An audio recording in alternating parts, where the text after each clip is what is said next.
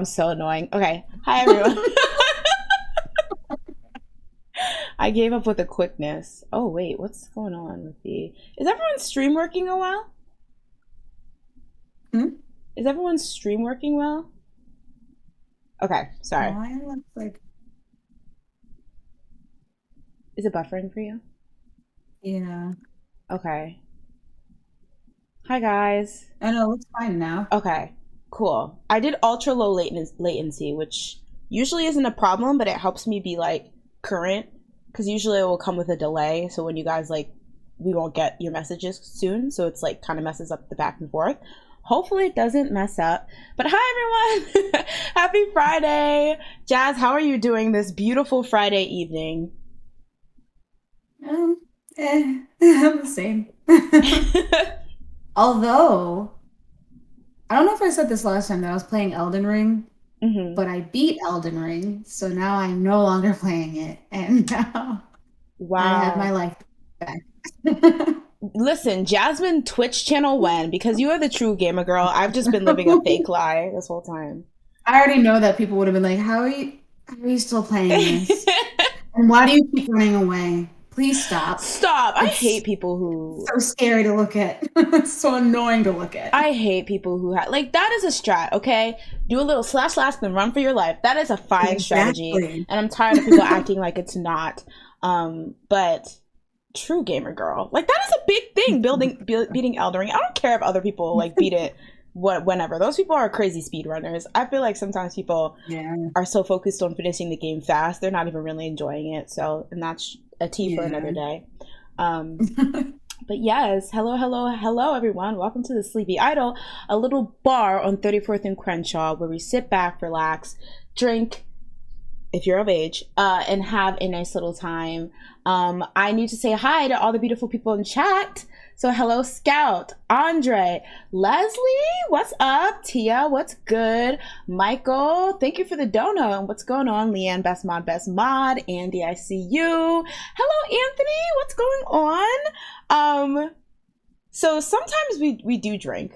We always ask, what is everyone drinking on tonight, since this is a bar theme?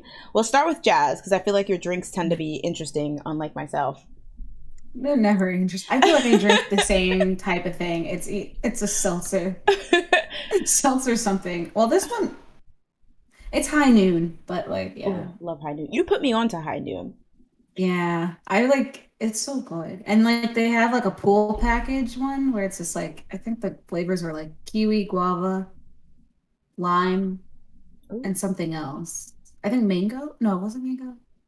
I feel like mango's a staple. I feel like mango's always a staple in those kind of facts. But hello, that's good. Hi, Pablo. Hi, Jessica. Anthony says my birthday is tomorrow. Happy birthday! Ooh. Do anything fun? Have any birthday plans? Jazz, do you want to sing Anthony happy birthday or? I'll back you up. I'll do some harmonies.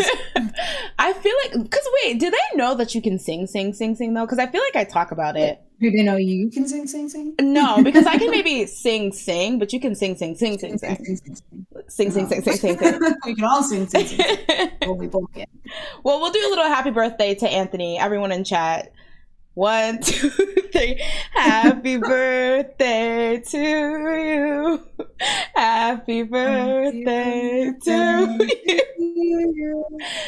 Happy birthday, dear Anthony. Happy birthday to you. Sorry, it like lags. So like when you start.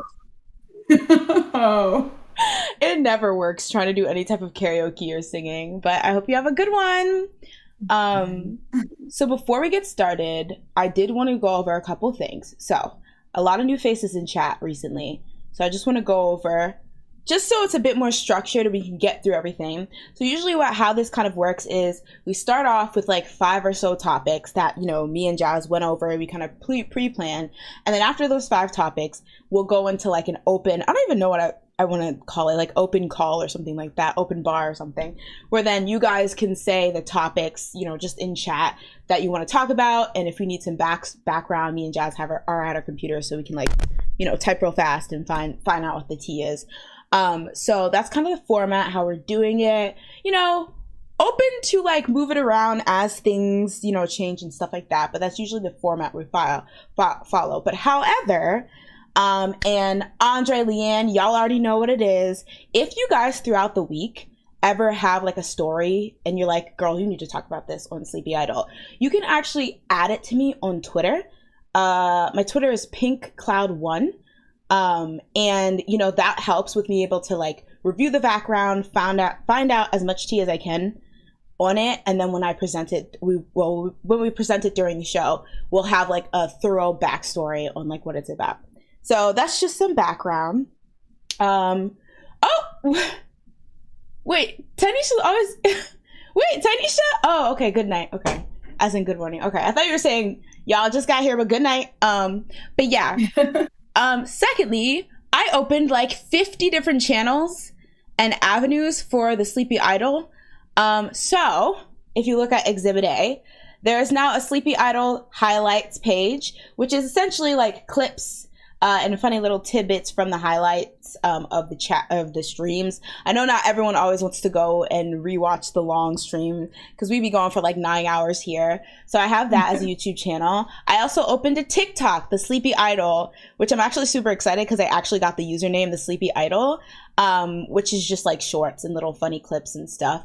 I also have an official Twitter, which is also the Sleepy Idol. Many of you guys have peeped that it's a rebranding from one of my old Twitter thingies. So that is another place you can add stories and send them to me if you want to talk about on the Sleepy Idol. And then lastly, I opened up a SoundCloud because I know a lot of people do like to listen to audio podcasts. I'm starting with SoundCloud because I did like a mini poll on Twitter asking where you guys listen to your like podcast. A lot of people said Spotify, Apple Music. So I'm working on and in the process of trying to get them up on like Spotify and Apple Music. But for now, SoundCloud is really, really easy to do that. So you can just upload it. And as a little treat, there's some old street podcast from like 6 years ago that I uploaded there as well. It's actually me and Jazz. We've been friends for a while. Oh my God, I love that for us. But yeah, so if you want to hear about some older news and tea, you can follow us there. Also, everyone, stop what you're doing. I want you to give this stream a like right now. Everyone stop. Give it a like, all right?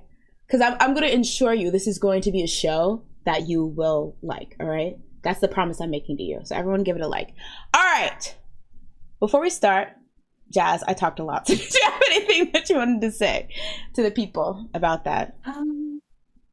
About this? Oh. About anything, really. You're like, don't follow any of them. Oh, well, yeah, that too. Thank you. Didn't want to say that, but thank you. That's it. Exactly. So keep going. All right, y'all. Oh, hello, everyone. Oh my God, everyone's coming through today. Hey, Fortunate. Hey, Daisy. Hey, everyone. So yes. Oh, thank you, Scout. Scout says funny clips like y'all are always hilarious. Thank you. But yes, so I think without further ado, we can get the show started. And first, we're gonna take it slow a bit. Actually, first I wanted to complain. Sorry, I almost forgot. So as many of you guys know, I was very excited because this week, TXT, also known as Tomorrow by Together, were releasing their tour tickets for their US tour. You know, ticketing was like a big issue. I made a video about it a bit. But I was super excited because I had fallen in love with them via Good Boys Gone Bad. And I was super excited.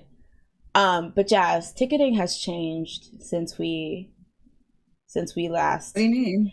Okay, first of all, if you even wanted a chance at a good ticket, you had to join their fan club. Oh wait, I feel like this happened with the BTS thing, right? Really? You had to join their fan for the last concert? Wasn't that a thing? Like, wasn't it like where I thought we covered it, and like it was like something where it's like you had to be in their fan club to get like the first bit of tickets, and then the people in the fan clubs got all of the tickets, so they're or like majority of the tickets. So like regular people barely had enough time to, or enough tickets to get anything. That wasn't that BTS? You know, that tracks. I feel like you're right, and that tracks because essentially, I'm thinking if you did not get tickets because essentially it's like you have to join the fan club and then you have to apply to get a pre-sale. Yeah, so just being in the fan club is not getting a house. Exactly. You gotta apply and then get pre-approval, and then you have to get mortgage. It's like, okay, it's like enough. Yeah, you have to join their fan club through Weverse or whatever. $20. So $20. I don't want to say a month. No, $20 a year. If it was a month, child, the way I would just be like a year. Still, for people, like, come on. Well, you get access to for the Weverse girlies. No, you get access to like their exclusive selkas that are probably going to be posted on Twitter in like a day. But still, their exclusive selkas, their like little tweets and stuff like that. It's basically if they had like an exclusive timeline and it was only tweets and stuff from the members and stuff. So it's cute. I'm not in. You know, I'm not like I'm very new to them. So I'm not, to the point where I could appreciate that, I guess. But I was like, okay, I really want to get these tickets. So you have to apply for the membership and then you had to, buy the membership. Then you had to apply for pre-sale. And then I think it was the day that pre-sale tickets went on sale, you would get an access code. And so you went to Ticketmaster, you waited, for the tickets to open, and then when you got in you have to enter the code and then you could choose your tickets. Tell me why I had that thing open. It opened at 4 p.m. I had that thing open at like 1 p.m. And then when the countdown ended, it was just like, okay, girl, taking you to your tickets, wee. But then it kept loading and loading. I'm like, am I being scammed? So I opened in another window and it was like getting you in the queue. And I'm like, what do you mean? I was right there already. So I finally get in the queue. They're like 2,000 people are in front of you. Good child, Lord.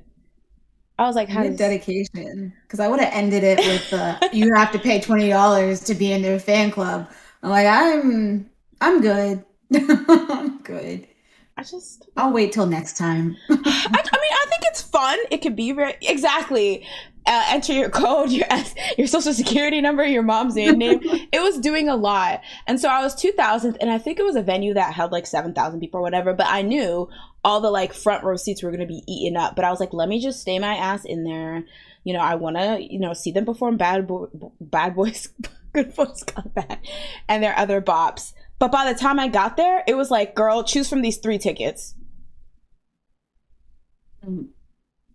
Were they good? No, they were like 3, like row, like last row, asking for like 150 plus to like, have them looking like ants on the stage. I was like, no, ma'am. Well, I kind of was like, is this worth it? Maybe like if I refresh. But yeah, I was like, no, ma'am. It was a mess. I'm sorry. Because Tanisha, speak on it. Tanisha says no, because HYBE needs to give TXT a goddamn stadium tour. These boys famous babies. Because $5K for like 50K people waiting. Yeah. What's that about? That's so true. What's that about? It just doesn't make sense. It's so they can have things like tomorrow by together crashed Ticketmaster, like, so they can say stuff like that. Also, hey Frank, Esther said I heard there were like 50K people in the pre-sale queue, and that was just for New York date.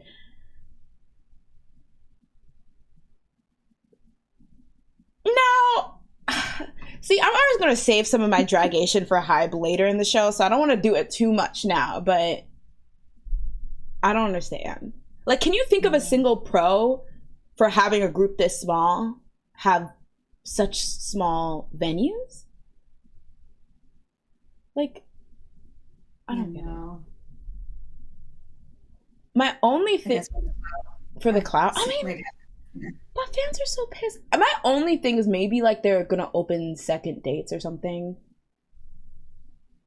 Which, true, yeah, still foolish. Possibly. Still foolishness. They had you choosing between tickets by the restroom in the parking lot. I'm just gonna link to YouTube. This premium, you can sit on your toilet while you enjoy the show.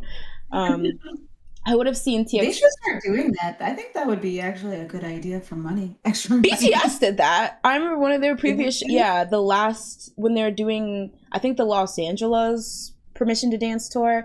I think the last night, like there was like a live stream. You could buy, and you could view an exclusive live stream. But was it like also people were there? Yeah, I think so. Um, Somebody. oh, so they should do that. No, I would see it in person. Person. I mean, you wouldn't get the ticket, but you know. I was mad because I was definitely gonna buy two and force you to go. So that dream's out of Oh here. gosh. It was just manifesting like no.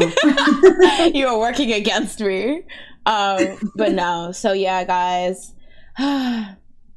Thank you, Leanne. Yes, press app. Because I did, you guys were mentioning in the chat that 17 is also doing a pre-sale and going on tour, which I want to tell you about that because I feel like you actually will want to go to that one. Yeah, I actually saw that and was like, I would see them. And I saw that they were coming to I think New York or Newark. I think was it Yeah. Newark? And I was like, yeah, that's perfect. Perfect for me. Which is crazy because that is like the Prudential Center, right?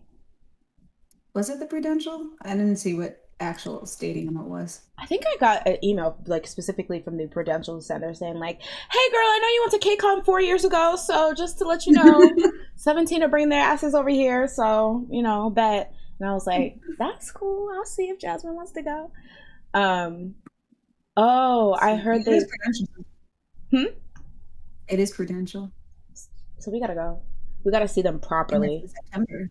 We gotta see them properly. Did I ever tell the story? I always tell the story when I went to KCON 17. I mean, 17, 2007. KCON 2017. And I was like, I got a press pass from a company I was working with. So I got to do pictures for the red carpet. And that's when I found. I did invite you. Don't play. I invited You you. invited me after the red carpet. The part that didn't matter for me. It was cool. I mean, we didn't know who was up on that stage from our seats, but Was Day6 there? Is that the time they came? yeah, I think it was day 617. I think Ailey was there. BTS was Bailey there. was there? Yeah, she was You know she's from New Jersey, right? Okay. that's why she performs at the Prudential Center. My sister saw her like KCON 1917. But yeah, I was there to take pictures and then I accidentally broke my camera before 17 came out. So there was like a crack on my lens and I was like trying to take pictures still because I needed to deliver it for the company I was there for. And I felt so bad because it was like cracked ass pictures of Woozy and stuff like that. And it was a mess, but they were cute. So it's all's fair and loving pictures. Yeah, you're gonna have to join their fan club, Jazz. You realize because they have the same Weverse. Oh my gosh, get them out of HYBE. I can't. I'm so sorry. I love 17, but no. $20 to do what? Like I just To get their exclusive Selkas. Ooh, does people say Selkas? looking at that. That's the problem. You gotta be more of a fan. I'm sorry. Honestly though, okay.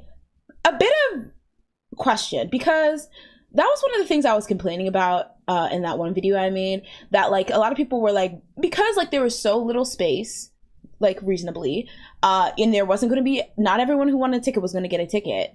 So a lot of people were like, if you're not a long-term MOA, if you haven't been standing for a while, get the hell out of here. We don't need you. And essentially they were like, I don't want to see no casuals with tickets. I only want to, and I'm like, that's so crazy because like, now it's basically like you have to be a hardcore stan if you ever want to attend one of these concerts, because the hoops you have to jump through, first of all, are like something that hardcore stans would do and know about, and then you have a lot of fans that are like dying to go to these shows, so you kind of feel guilty if you get a ticket and you're kind of like, I know a couple songs, I think they're fun, but is that not strange to only well, I guess, is it not strange to have an atmosphere where you only feel comfortable going if you're a hardcore stan? Yeah, that's weird. But has it always I been feel like like if you like the song, I know it has. I mean, I don't think it has, but I'm not an avid concert goer, so I don't know. It might have been like that. I think I've only been to like 4 concerts in my life, so Oh, and I was there with like 2 of them for you then. Yeah. Yeah. Same. Please, what exclusive? They end up on Twitter and IG in the next hour. So what am I actually paying for? And that's just the truth. Like this. So then why would I pay $20 for something? So you can get the exclusive pre-sale code. It's really just to get the pre-sale code. Like I'm paying $20 to then maybe get a ticket and then pay another $150+ for a ticket. It's like that's how they're getting their money. They're like getting money from like the 50,000 people, or I guess how many 50K seats is there? I believe at the I don't know specifically each venue, but I think the lowest one was 4K and the highest one was 7, and there's like 6 dates. 7K. So that they're getting like, what is that, 43K times $20? Yeah. Because some people like they didn't get tickets. Like that's no. And that's just saying that they all like signed up at that time. But like what the heck? Yeah.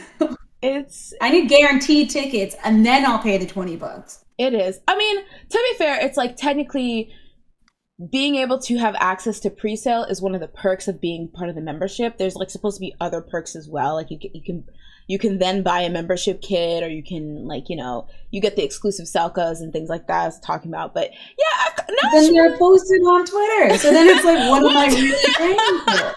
To be fair, I don't think it's them posting on Twitter. It's like fans will take it off. Well, like, yeah, I know, but it's like I can get it for free. Yes. It's like, why am I paying? It's just like, this is low-key, let's start a K-pop group, because that math, I liked how that added up. Hello, Ollie, welcome to the stream. Hello, everyone. I can relate feeling uncomfortable. Yeah, because as much as I was like, you know, you can't stop me if I get a ticket, I was kind of like, I would feel bad if I sit there and there's some songs I don't know by heart. Because there's a lot of songs of theirs I like, but I know I don't know all of them. Like, I don't know all of the discography. I went through a lot of the discography, but I don't know all the songs. So if somebody was like crying, like, no! Like, and I was just like, I feel like I would look like that even if I was their fan. So, That's so true. Calm down. That is so true. Oh, God. That's worrisome. Scout says memberships were worth it when you got those membership kits with calendars and pens and what have you. I think you can still get those, but you have to like, you buy the membership and then you have to buy that, I'm pretty sure, if I understood it right. Wait, what? Yeah, so you buy the membership. You have to buy that? Yeah, I don't think it comes, at least for the international US site, because that's the one I signed up for.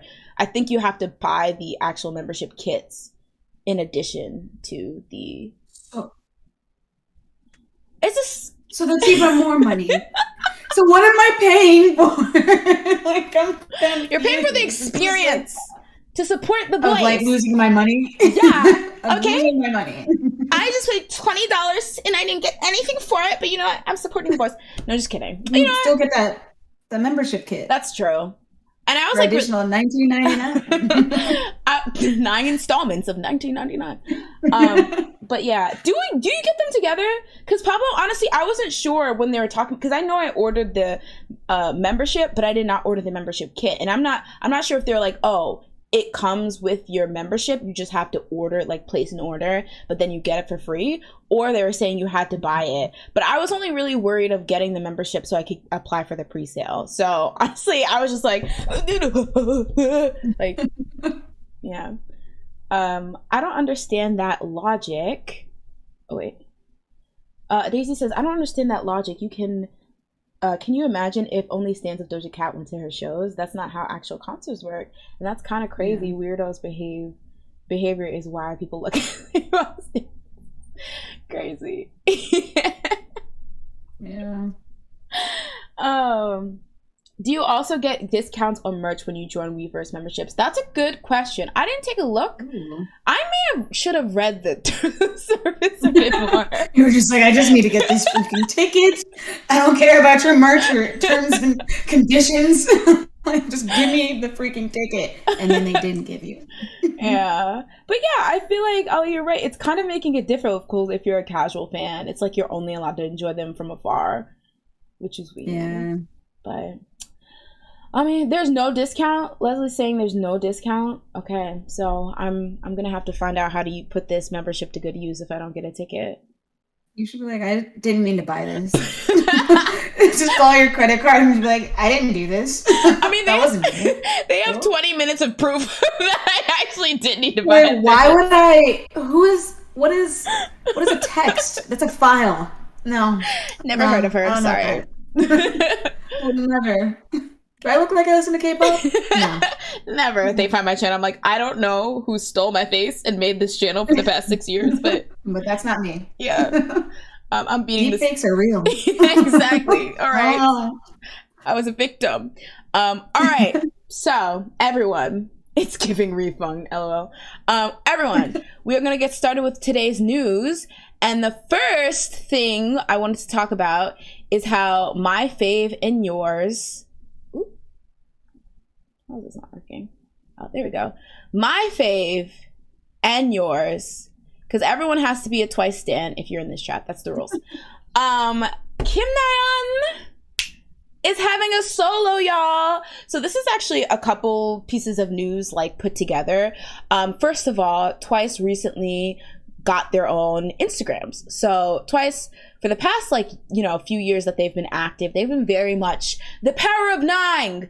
And they don't really get much like solo activities together. I mean, without each other.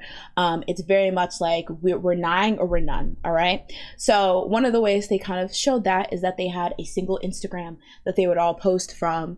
So if you wanted exclusive cute stuff from Twice, you need to go to this Instagram. So recently they all got their own solo Instagrams. Now, Twice, they debuted in 2015. So they are one of the many groups that are up for renewal this year because it will be their 7th year. So I don't think we've heard any news from it now or yet, but with this new account, like all these individual accounts opening, I was seeing that a lot of people were saying that this is proof that they're going to resign. Do you agree with that assessment, Jasmine? I don't know. I am, yes. I don't know. Did everyone put Twice in their usernames or something? So that is a great question. I did look. I know a couple of them had it. I forget off the top of my head, but I know Momo did not. I think Jungyeon did. I can't remember everyone's though. So some people did, some people didn't. None of them had it as part of their usernames, but in terms of like the bio, some of them had Twice in there. Okay. Well, okay. But yeah. So, okay. Andre mentioned they just performed The Feels as Nine on Stephen Colbert last night. I didn't get to... Wait, what? Yeah, I didn't get to watch that. Last night? Yeah, it was very recently. I believe it was last night. But I was like, what is this for? I was very confused. Because it was... Did we already do this? Perform The Feels on Stephen Colbert? Well, I don't know if it was on Stephen Colbert. I thought they performed The Feels. I know. Maybe they just... I don't know. I know they promoted it, but I didn't... Guys, give us the tea. Did they... The Feels was the English one, right? Yeah. No, I thought they performed that, like, on places. I mean, it was very random to me that when I saw it posted, I thought it was old, but now that you're saying it was from last night, I'm like, oh, okay, it was recent. Huh. Yeah. That's interesting. Well, I feel like I just got like transported. I was like, wait, what day is it? What year? It's 1973. Excuse me, sir. What year is it? Yeah, so a lot of people are wondering what that meant. I see Tian, you're saying, I feel like it's a big possibility that Jungyeon and Chaeyoung may choose not to re-sign with JYP, but may still promote as Twice, similar to how SNSD and EXID did. That is becoming... Wait, why that? Yeah, actually, why them? I know like people are like very much like... Chaeyoung is like a very unique soul in that regard, so maybe that's why. I don't know. Would you say people are saying that about Jungyeon just because, you know, she's kind of taken off and been on hiatus every now and then to kind of deal with her anxiety? Is that what people are getting at? But yeah, I don't know. I could see them staying at 9 as 9, and especially because there's like when people do that, like do the whole like, oh, we'll be apart but then stay to like come together as a group, like that's very like, it's very lax. Like it's not saying, okay, we're gonna have a comeback every year, blah blah. And so I feel like it's a perfect compromise with keeping your fandom together, but then not being tied down to like the normal idol, you know, schedules and, you know, music output and stuff like that. So yeah. But I guess we'll see. But that brings us to our next news that Nayeon was announced that she was going to have a solo song. So on May 19th, it was announced that she's going to make a solo debut. She'll be releasing her first mini album. So I think you pointed this out, that it's like her name's Im Nayeon, but like it looks like I'm Nayeon. So I don't know if it's like, I feel like, did she point that out? I didn't say that, no. Oh, okay. Maybe it was in a dream. It does look like that. And I'm like, if that's the case, that's very, very cool. But it might just be Im Nayeon. And that's going to be released on June 24th. And pre-orders will begin May 24th. So, like I mentioned, this is the first Twice member to go solo. Because prior to this, for their last 7 years, they've been really tight-knit as a group of 7. I know a lot of people cite that they didn't want another Suzy situation with Twice. So they made sure that it was very group oriented, you know, group oriented promotions. I remember how big Chewy was as like a phenomenon when they first came out, and I feel like they did a like decent job of making sure she wasn't like the Suzy of the group. At least after a while, there was some stuff they did that was pretty questionable, but they reined it in. So, what did you think about hearing that she was going to be the first soloist, Jazz? I didn't know. I didn't think she was going to be the first one, but I don't know. It seemed exciting. Yeah, there's nothing.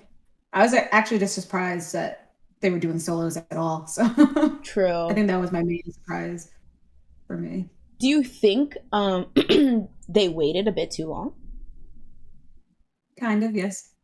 Do you think, okay, I'm going to preface this as saying, I'm not trying to be rude or anything, but I feel like when artists go solo, especially when it's an artist in a popular group, there's like the ones that actually break out as like solo stars in their own right. And then there's the ones that are like, they have popular songs, but it's very much insular in their fandom. So they'll sell a lot of albums, they'll maybe do decent, like get decent digital downloads, but it's very much a fandom, people who already like them versus like individuals from the general public checking out their music. So yeah. Which one do you think Nayeon will fall into?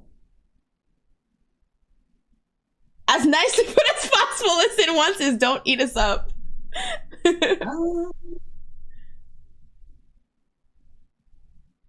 I guess, I don't know. It depends on the song. I guess that's true. She releases. That's very true. Yeah.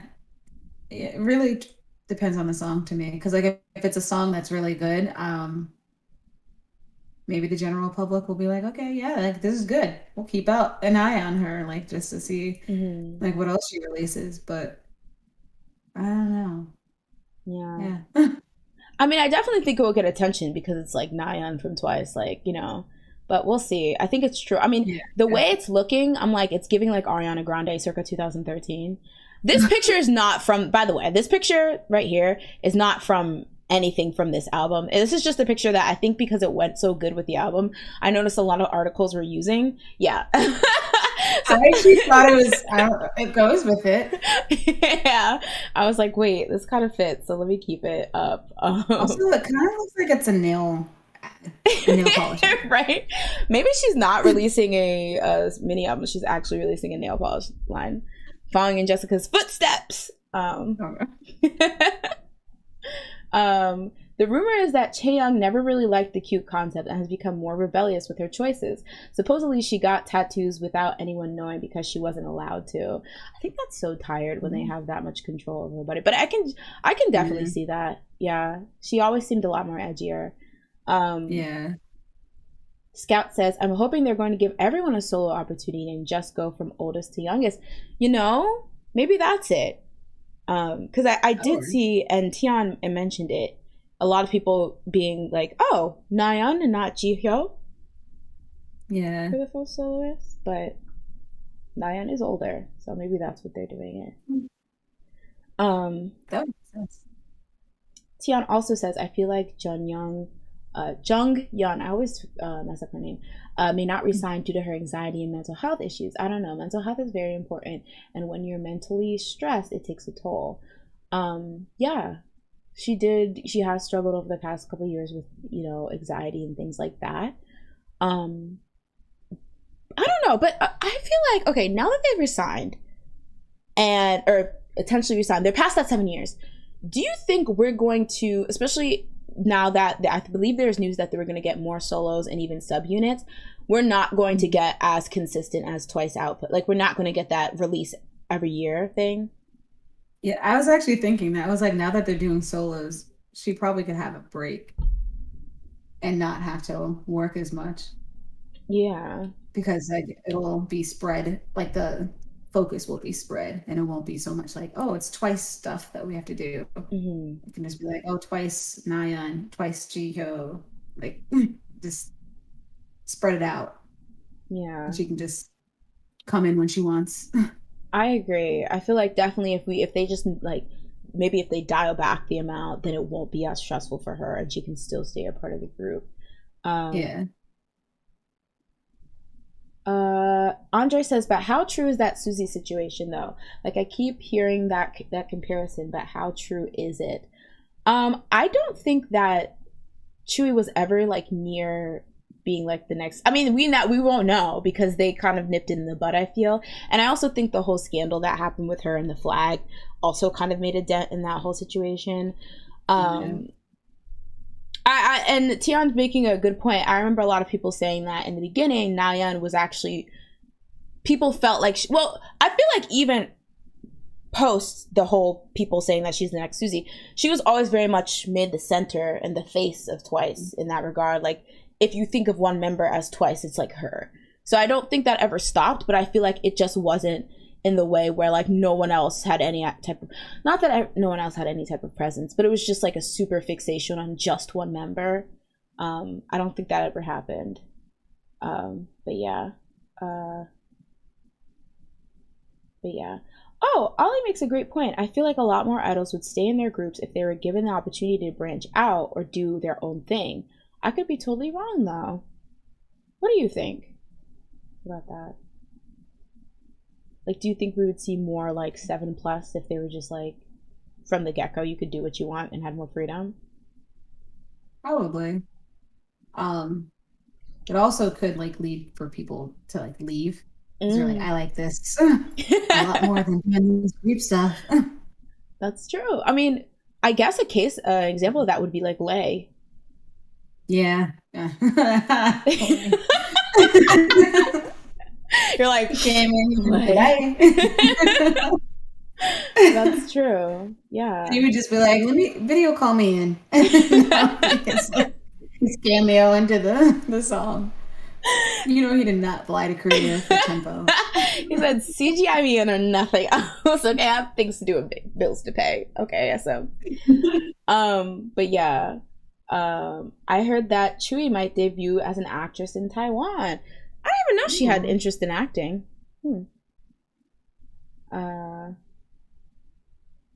But is the break thing a good thing? The K-pop world is always moving. A big example is Kara. Kara took the years of 2012 and 2013 to promote in Japan, and this was during their blow up of K-pop, and no one knew who Kara was.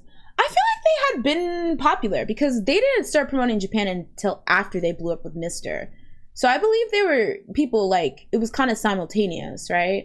I think definitely it was, they were probably one of the ones that severely most split their time between Japan and like Korea, and were very successful in Japan while doing so. But I feel like they had already been popping at the time, if I can remember right. Mr. Mr.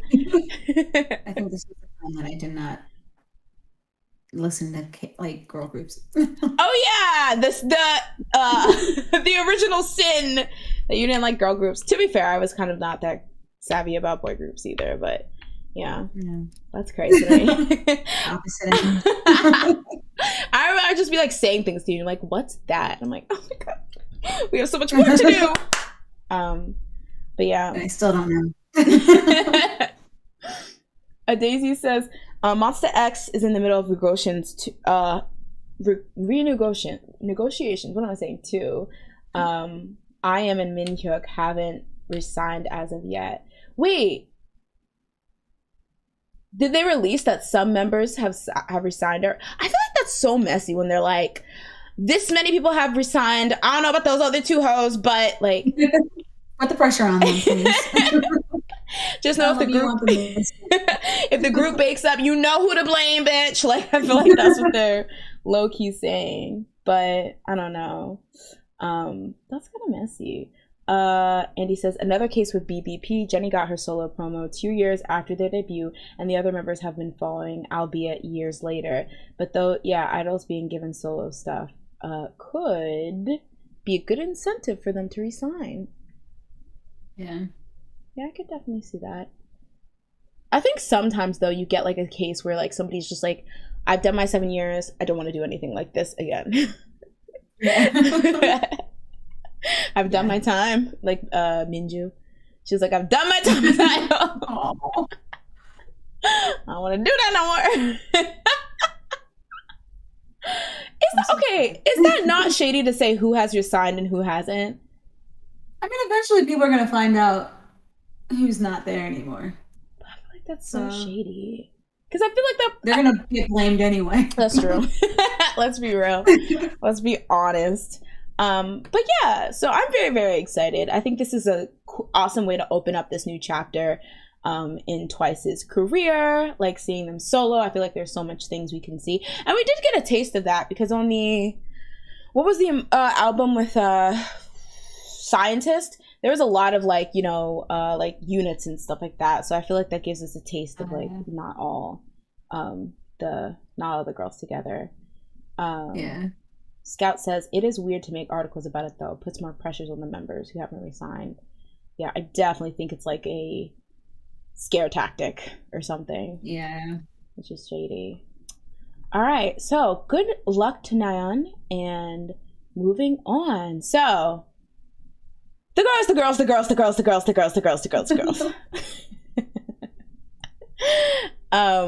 Of course, that is me referencing the boys, which is a hit song from one Girls' Generation, Make Me Feel the Heat. So, Girls' Generation, Sonoshite, okay? The nation's girl group, all right? One of the nation's girl groups. One says, don't come for me, please. These girls are making a comeback, ? So, on May 17th, SM Entertainment announced that Girls' Generation is preparing for a comeback. They're going to release a new album in August, which also marks the 15th anniversary since their debut in 2007. So this would actually be their first studio album, or their first comeback as 8. Imagine! Can you imagine? After releasing Bright, she was like, all right, girls, I just wanted y'all to something to talk about. I wanted to be messy. Girls' Generation, make you feel. Yeah. I would That'd be great. Honestly, you know how shocking that would be? She was like, I was all a ploy. Just to make you think I wasn't coming back. But in fact, I was. Surprise. I'm honestly, okay, Sons, I need the tea. Do y'all care would you care at this point if Jessica made a comeback and they did like an OT9? Or are you just kind of over it and you're very accepting it will never happen or whatever? No, because that's what I was reading on the forums. A lot of people were saying like I didn't realize that there was a lot of like OT8 fans that are tired of Jessica. And when that book dropped last week, they were like, girl, shut up.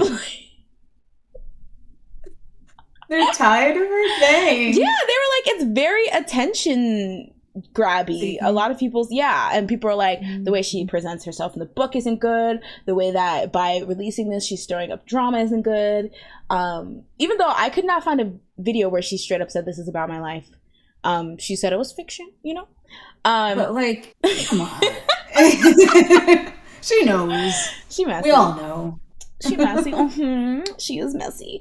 But yeah, so this will be their first comeback as 8 since their 10th anniversary in 2017, where they released the album Holiday Night. And then in addition to coming back, they'll also be on variety shows. So when will Big Bang? Okay, they won't. All right. Heed, you can learn something from this. All right. Yeah. So what were your thoughts that the original Nations girl group, or the second gen Nations girl group, listen, first gen fans don't come with me, I love Finkel, I love SES, is making a comeback? You excited? Actually, I am. Also, it's weird. It just hit me that like randomly All Night came up on my Spotify. Like I don't even listen to that song. I haven't listened to that song probably since the year it came out. And like it came on and I was like, oh, I used to love this song. And then this news came out and now I'm like, was that like Spotify just like sending me messages that like SNSD was coming back? Remember what they last did. Now they're coming back with something different. Reacclimate yourself. Okay, get ready for GG. Okay. Now the news. But yeah, me too. I think my little second gen stan heart is like, oh my god, all my faves from when I was like in middle school are coming back. Is this a sign? So yeah, I'm really interested in what song style they're going to do though, because was it Holiday? No, it was Party. Okay, Holiday. Holiday. That was a little fun, Bob. Yeah. I love the dance. This was unnecessarily like. I love the choreo for that song, though. It was so fun. I'm gonna jump into chat real quick. Daisy says second gen stands are eating good this year. I have like 3 plates that I'm carrying back to my picnic table, because honestly. Tian said, just watched the video breakdown of Jessica's book, and some things were not subtle about the going down. Yeah, we talked about it, courtesy of Asian Junkie, because I did not get the chance to read it at the time. Still not done. I was gonna say, did you read it yet? I'm sorry, Jess. I am working on it, but today was a really busy work week, and I had to like use all my time like working. So, but yeah, I think that was a weird thing. It's like she's very much in the interviews I saw. She was like, it's fiction, but it's like, girl, it's about a girl who goes to Korea, is in a 9-member group. She gets kicked out because she wants to do a fashion line. Like, I mean, I guess there's like little small print that says like based on reality. It's fiction. But I love that. I love that because I feel like she's like, SM, you're not going to sue me because it's fiction. Buy the book at Barnes and Noble. Like, oh gosh. SM's like, please slip up once. We will be there. The lawyers are like in cages. We will release the lawyers whenever we feel fit. Scout says, plot twist, Bright was actually co-written by Isuman. He's actually a Jessica stan. You should never let her go. Why would you do this? That's why I left the company up to the other people. I couldn't. You know, that would be kind of, because one of the things we talked about last week was that in the book, it was actually kind of alarming how in the story, she very much lays out that it was the members in the group that wanted her out. That when she started the line, you know, the company was fine with it, but it was the girls in the hypothetical group, or the fiction group, that were jealous essentially of her coming out with this fashion line, and essentially gave her the ultimatum: either you have the line or you stick with us, or you have to wait until, you know, our contract's up to do the line. So maybe Isuman was like, I know y'all have been, you know, running your mouth about me for these past 7-something years, so let me ghostwrite this real quick to clear my name. And Jessica was like, bet. But yeah. Oh, okay. Andre says, I want OT9, but I'm not holding my breath. It would be crazy. That would be crazy. So interesting. Let's see. I'd love a fun and sexy summer song. Yes. Like a alcohol free. No. What are you saying? No. How dare? I want that. I don't want party. We would like to rock. I remember people said that sounded like a Polly Pocket song. I said, "Not my girls." It does. Don't do this. All right, they're trying. Party's not bad. It's just I just don't need another one. It happened, and me leave it with that one.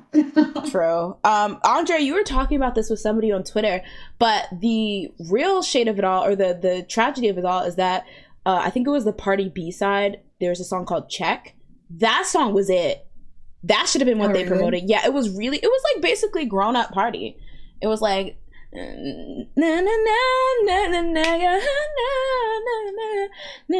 like it was just sounded good. I'm not doing it any justice, but it was really good. What is it called? Check. Yeah. Check lipstick, style, hair. Wait, lipstick, smile, hairstyle. Check, check, check, check.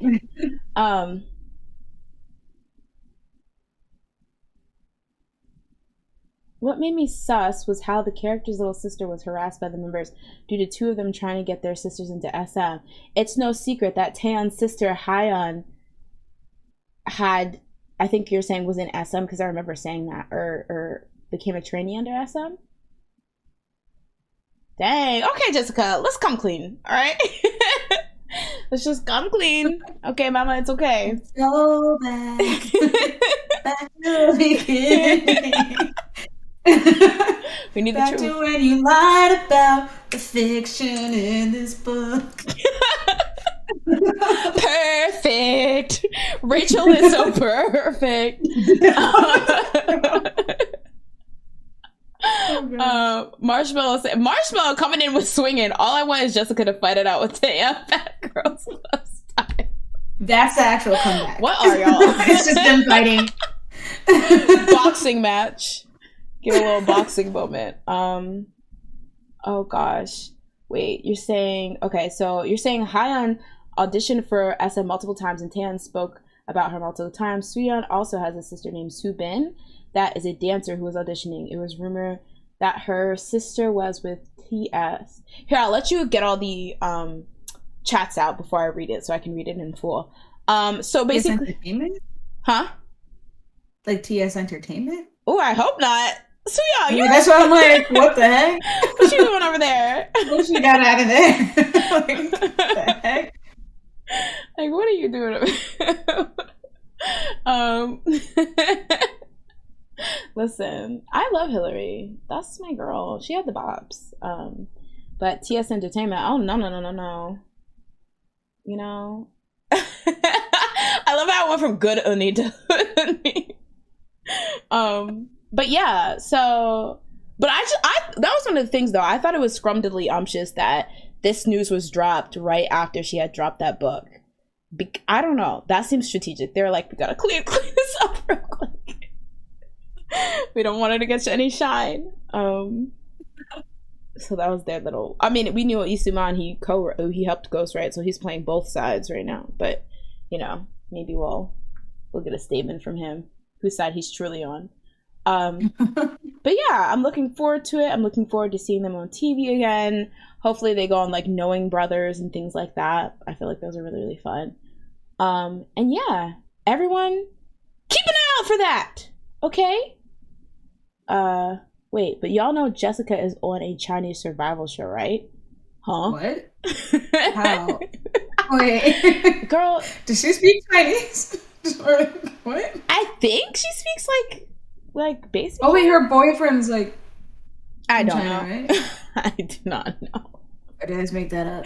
No, I think he is, but also I do not know. But I also know she's always been pretty popular. She's always been one of the most popular members when she was an SSD of SNSD in China, and she's always been pretty popular in China. Huh. She can speak Mandarin.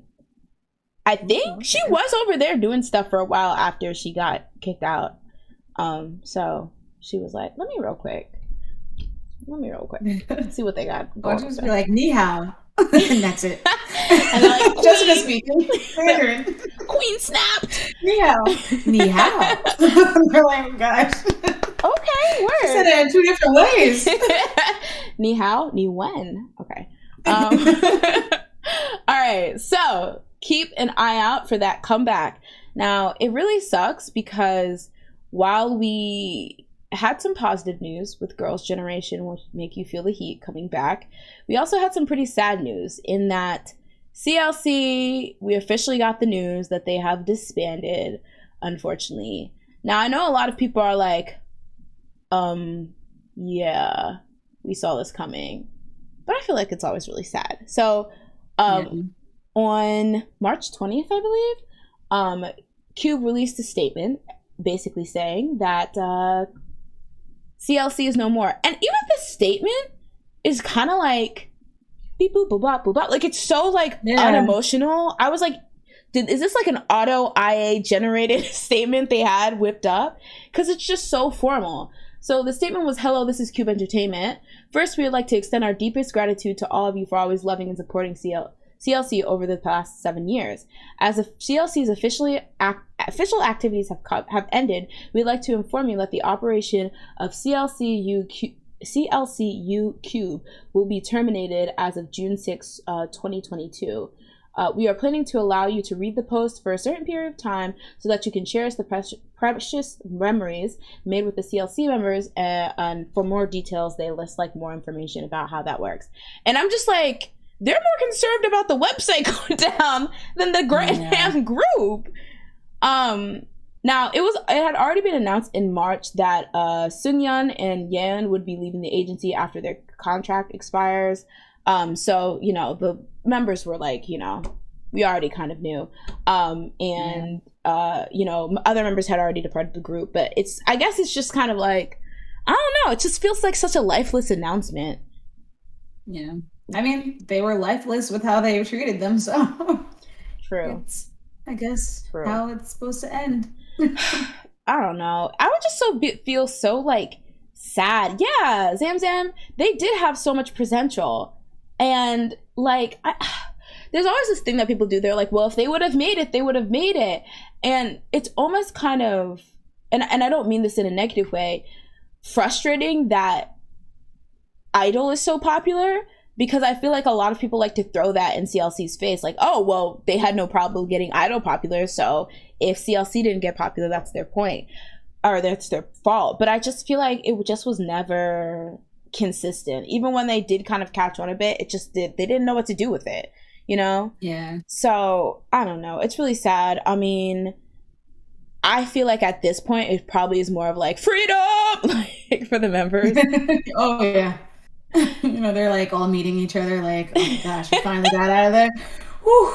I'm so sorry that you had to wait even longer than I did. Whew. Exactly. Let's get some drinks. They're on me. Yeah, but it's just really, really sad. I don't know. I mean, Yujin, she's in Wada Wada group, Kepler, so at least we know she'll be good for at least, I don't know, do you know how long Kepler is going to be together? I guess 2 seconds. 2 years, probably. Yeah. But it sucks. And 4Minute. Well, 4Minute. They got 4Minute popular, so maybe people are kind of like I feel like because of that, people side eye CLC. But well, I don't know. I feel like they tried to make CLC into 4Minute for a second. It was kind of weird. Yeah, that's true. And they found their own thing, and then they kind of like were like, well, but now G-Idol's coming out, and now we do not care. And it's just like, okay. The timing just was dumb and sucks, I guess. Yeah, I mean, that's the thing about companies too. You can kind of feel like, especially if you have an older fave, when they're just like, all right, I don't want to play with you anymore. I'm cool with this new shiny group. And I feel like what added insult to injury is how quickly Idol became famous. And you know companies love when they get an instant hit. So they're just like, all right, well, we tried with your ass. Let's go. And I feel like they had a good, like, a couple of hits that were, like, back to back. Like, I feel like Black Dress was popular. No was pretty popular, in my opinion. It was popular on my Spotify playlist because I love that song. Me too. So, I don't know. It seems weird. Yeah, it's really frustrating too. But, I mean, like I said, hopefully they can just kind of put this behind them. All right, so jumping into chat. We have, I mean, Andre says, I mean, everyone but Eugen and Unbin left Cube, so I'm not shocked anymore. Cube fumbled the bag for jumps. Yeah, it was pretty much, and I remember Eugen was talking about, they don't even give us any schedules no more when she was on Wada Wada show. So let me stop calling it that one. She was like Girls Planet 999.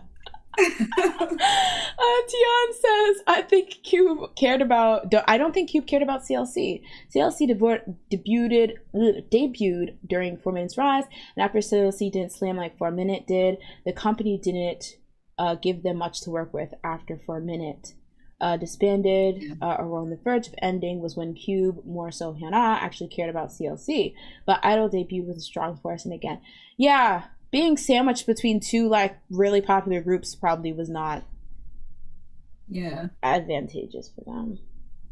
I think the worst part was the 4 minute thing, because I think that like just put them down immediately. And then G-Idol came and they had like a fresh, like, oh, well, CLC sucks. Like, there's nothing you can do wrong. So then it's just like, all right, they already had like Cube against them from the get-go. Yeah. It just sucks. Yeah, it just really sucks. Do you think like any of them are going to do like what is it?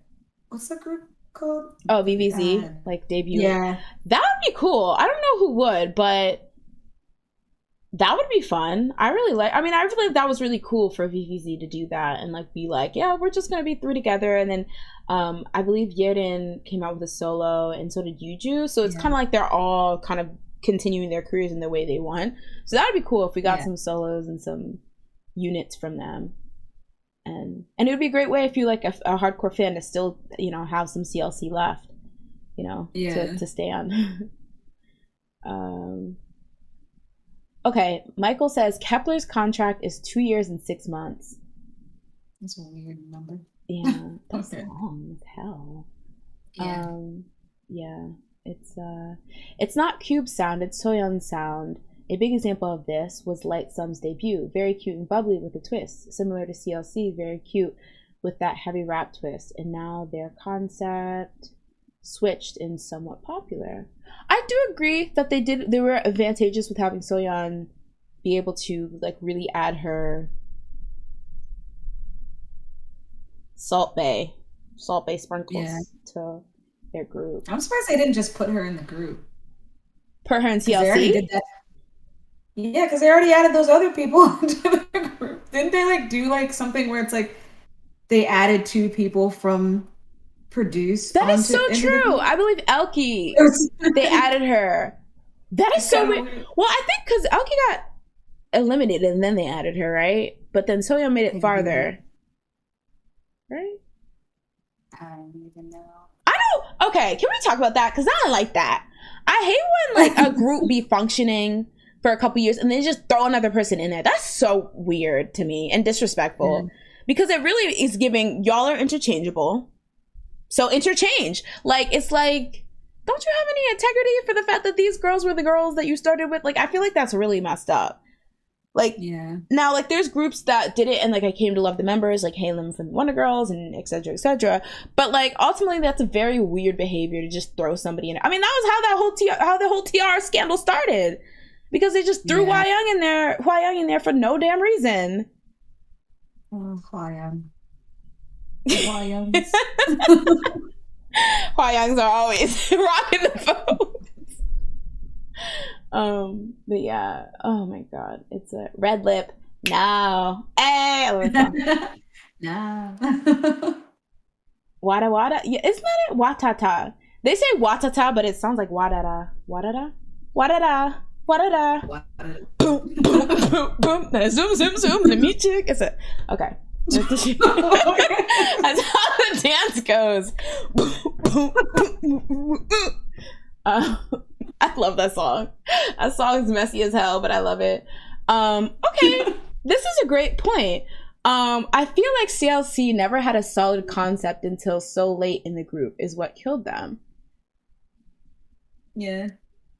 Huh. I feel like it wasn't that late. I feel like after Black Dress, it kind of kept the same type of feel. Mm-hmm. And that was like, what year is that? Like, that was like 3 years ago. Yeah, I'm looking at Maybe the discography now. like 2018 or something? Okay, so 2018, they debuted in 2015. So it was about 3 years out from when they debuted. Yeah. Wow. This seems like such a short run, but it's actually really long. 7 years is long, but just looking at it in a chart is like really weird. But yeah. But also when they started Black Dress, that was when like but Hobgoblin was a bit edgy too, right? Which one? Hobgoblin. Yeah. That was probably the first one. But I feel like people were like, this is like 4 minute, but like not 4 minutes. Yeah, so that's true. Make this.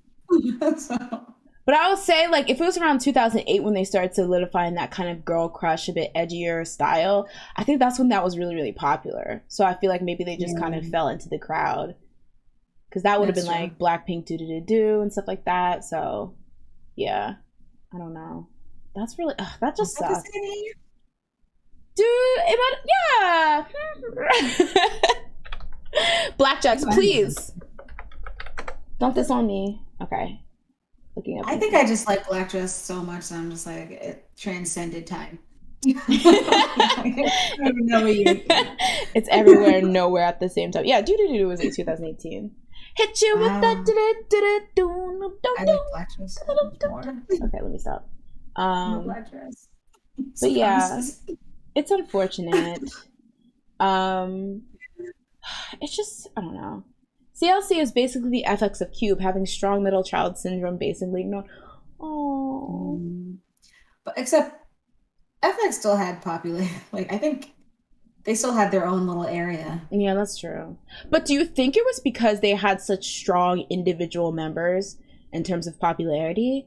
Like even if FX as a group, like the promotion was kind of like a mess and like the whatever was kind of a mess, it was like the girls were living for Sully, Crystal, Victoria, like those, like you could not go 2 seconds without hearing about how they're so pretty and how they're so great and stuff like that. And of course like Amber and Luna too, like they were very unique as well.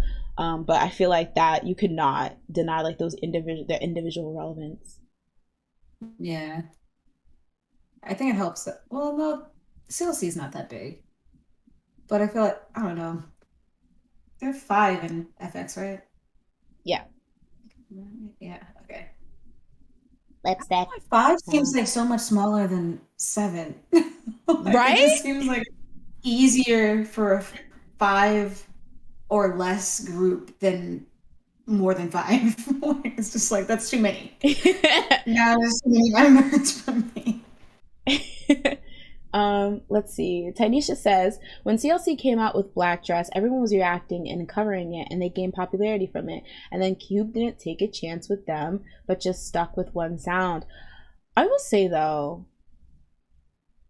a lot of groups do that. Or at least back in the day. There was like a whole, I don't even know what to call them, but there was a syndrome where once you got your hit, your next like, I would like to call it the EXID syndrome. Not because they started it, but because I feel like they're a shining example of arrived on that. Yeah. They're like up and down. They're like, how about up and like side to side? How about left and right? Yeah. But the girls love to regurgitate their hits. No offense. But sometimes it works and sometimes it doesn't. Momoland said, we're not even hiding, girl. It's the same alliteration. And what are you going to do about it? Exactly. Yes. It's all there. You don't even have to. Honestly, it's just one dot. But yeah, that's just so messy. But yeah, EXID, they said these next 12 songs are going to sound exactly like it, and you're going to eat up each one. And we did. I was like, yes, ma'am. Thank you. Can I have seconds? Super Junior, when they came out with Sorry, there's a bit of a aging myself, but when they came out with Sorry, they suddenly became a Euro like pop like Euro electro pop beat group. But yeah, Momoland, I feel like they did it the most shamelessly, and I feel like I can appreciate that. They're like, y'all like this song once, so you're fitting to like this song again, and that's just on period. So yeah, overall it kind of sucks. I feel like, I mean, it must hurt because you spent so much time and energy and being in this group for it to, like, I don't want to say not amount to anything because they've gained some fans in the way. I know, like, Sorn is very heavy on social media, and I definitely think those fans come from knowing her from CLC. So I don't think it was completely futile, but, like, it's just sad. Yeah. Wow. Good luck to the members of CLC, post CLC disbanding. Don't, and I meant that, and I mean, okay, let me stop. I need to hear this song again because I do not. I'm singing it bad, but I can't even remember. I don't know why I'm forgetting. It's like, don't, something zoom, and then meet you, guess what? What did I, ciao, y'all. Okay. Y'all know how. I'm butchering it. I'm sorry. What did I have? It just sound exactly like that. And I'm like, wait. She was spot on. Oh, wait. Are we going down Super Junior memory name? Scout says, Sorry was the first K-pop song I ever heard. Me too. And then I realized I did not like that. And then I heard Lucifer. And then I was like, this is it. This is what I like. And that's what made me stay. I mean, Lucifer wasn't bad, but how don't you like Sorry? That's so...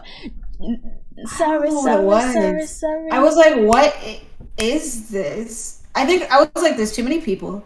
This is boring. It was too repetitive. And I think at that time in my life, I really did not like repetitive songs. And they just kept saying sorry. And I was like, okay, please stop. But that's the charm. That's repetitive, so anyone can follow along. And the dance was so... You didn't even like the dance? I don't even think I paid enough attention to actually care. Dang. I listened to it once and was like, all right, not for me. And my friend was like, all right, let's show you Lucifer by SHINee. And I was like, this is it. This dance? I don't know what it is. I was like, the outfits, the everything. I like listened to that so much. That was the first and only video I downloaded on my iPod. I was like, I will figure this out. I was like, I don't know how, but it's gonna get there. That is so cute. That is so adorable. Ooh, Mamacita. Mamacita was really good. I remember one time I was listening to Mamacita on my like laptop or whatever, and then like I would do this terrible thing where like when I was done using something, I wouldn't shut down my laptop. I would just close it, right? Because everything just shuts down. Yeah, and so I was like listening to Mamacita in like my dorm room or something, and then I need to go to the library. So I go, and when I open it, it's like, and I'm like, and I'm just looking around the library, and I'm like, I hope nobody heard that, which is just like, obviously they did, girl. Who are you lying to? And I just left because I was so embarrassed. You know, nobody actually cared. Yeah. Probably like, okay. Been there. Whoops. They were probably just like, girl, I'm trying to stay for my finals, so either you get with it or get out. And I'm like, it's week 8. We gotta keep it going. I love this walk down memory lane. Tian says my first K-pop song was actually Hot Issue. Yes! Mori Buto Biker Kaji Hot Issue. Wasn't my favorite at the time.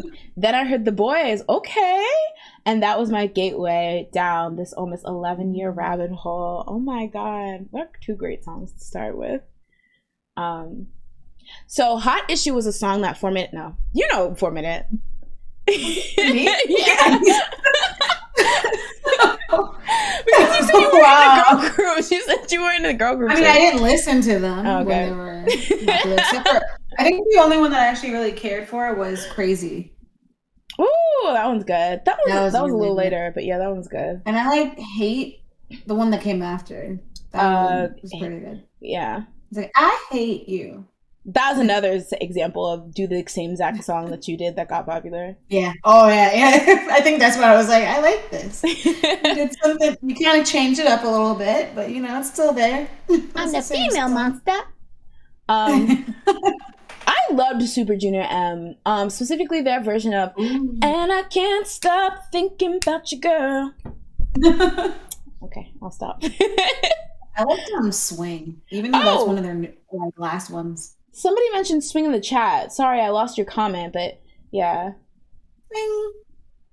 Leanne says the great thing about college is people do not care about you at all. You could fall flat on your face and people will not look twice. Do not ask me how I help you. They're like, girl, I gotta go to organic chem. So you save your blood. I almost slipped on that. Disgusting. Very concerning. Anyway. Fortunate says my first K-pop song was Wonder Girl's Nobody, and then I listened to The Boys, and then I got into K-pop. Oh, I love Nobody. Yeah, that's a good one. I want nobody but you. Okay, I love that song too. No, because Yo Me, stop, rewind. That song was so good. That was so good. That was a bop. Aw, my first song was Bar Bar Bar by K-pop Pop. Aw, it's such a cute first song. Nah, because Yo Me ate with that. Yeah. And they had Chen Yang and Tom. Is he still doing that? Child, I don't know. Let me see. Where's Yo Me at? Stop. Rewind. That was not okay. Thank you for that, because I'm gonna add that to my playlist. So he released one. Let me do the full discography. So he released 2 albums, Rewind and What's Your Number. His most recent song was 2020.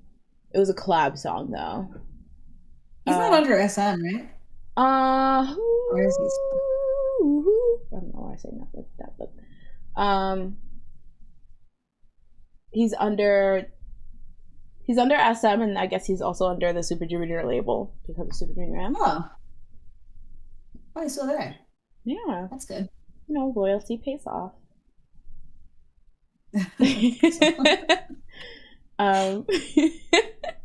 Okay, let's see. I'll read a couple more questions, then we'll move on to the next topic. My memory sucks, so I always say my intro to K-pop was FT Island. I was very into K-dramas. I forgot about FT Island for some reason. Oh, I love FT Island. Have they released anything? Have they disbanded? I don't know. Didn't one of them... CN Blue? Didn't one of them CN Blue and FT Island had somebody that was in that thing. Yeah, right? That's what I'm thinking. Hold on. I'm thinking of jail. FT Island. And they're both under the same company, right? Mm-hmm. FMC? Yeah. Almost Paradise. Did they sing that song? What's that? I think so.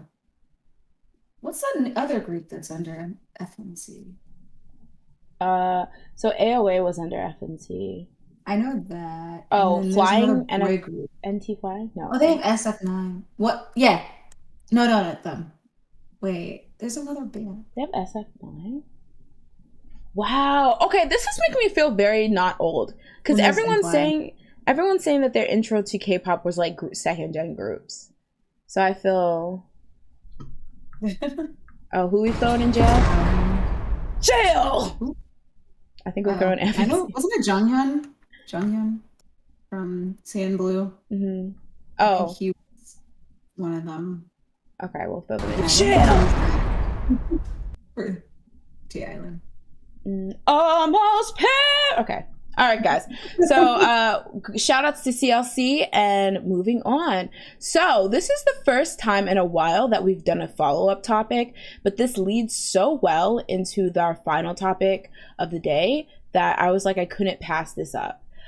So as many as you guys know, last week we talked about a situation that Sserafim, who seemed to be in the spotlight over these past 2 weeks, girl, they're everywhere I turn. Something's happening with Sserafim. But there was some controversy due to their win on Music Bank last week. Essentially, they won against really popular artist Im Young-woon, and essentially people are like, okay, but the math isn't mathing.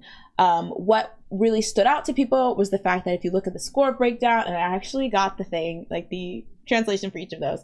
So the first one's digital score, second one's broadcast score, third one's audience score, fourth one is physical score, and the fifth one is social media score. So as you can see, in the digital score and in the physical album score, Young-woon, he eats them no crumbs left pretty much.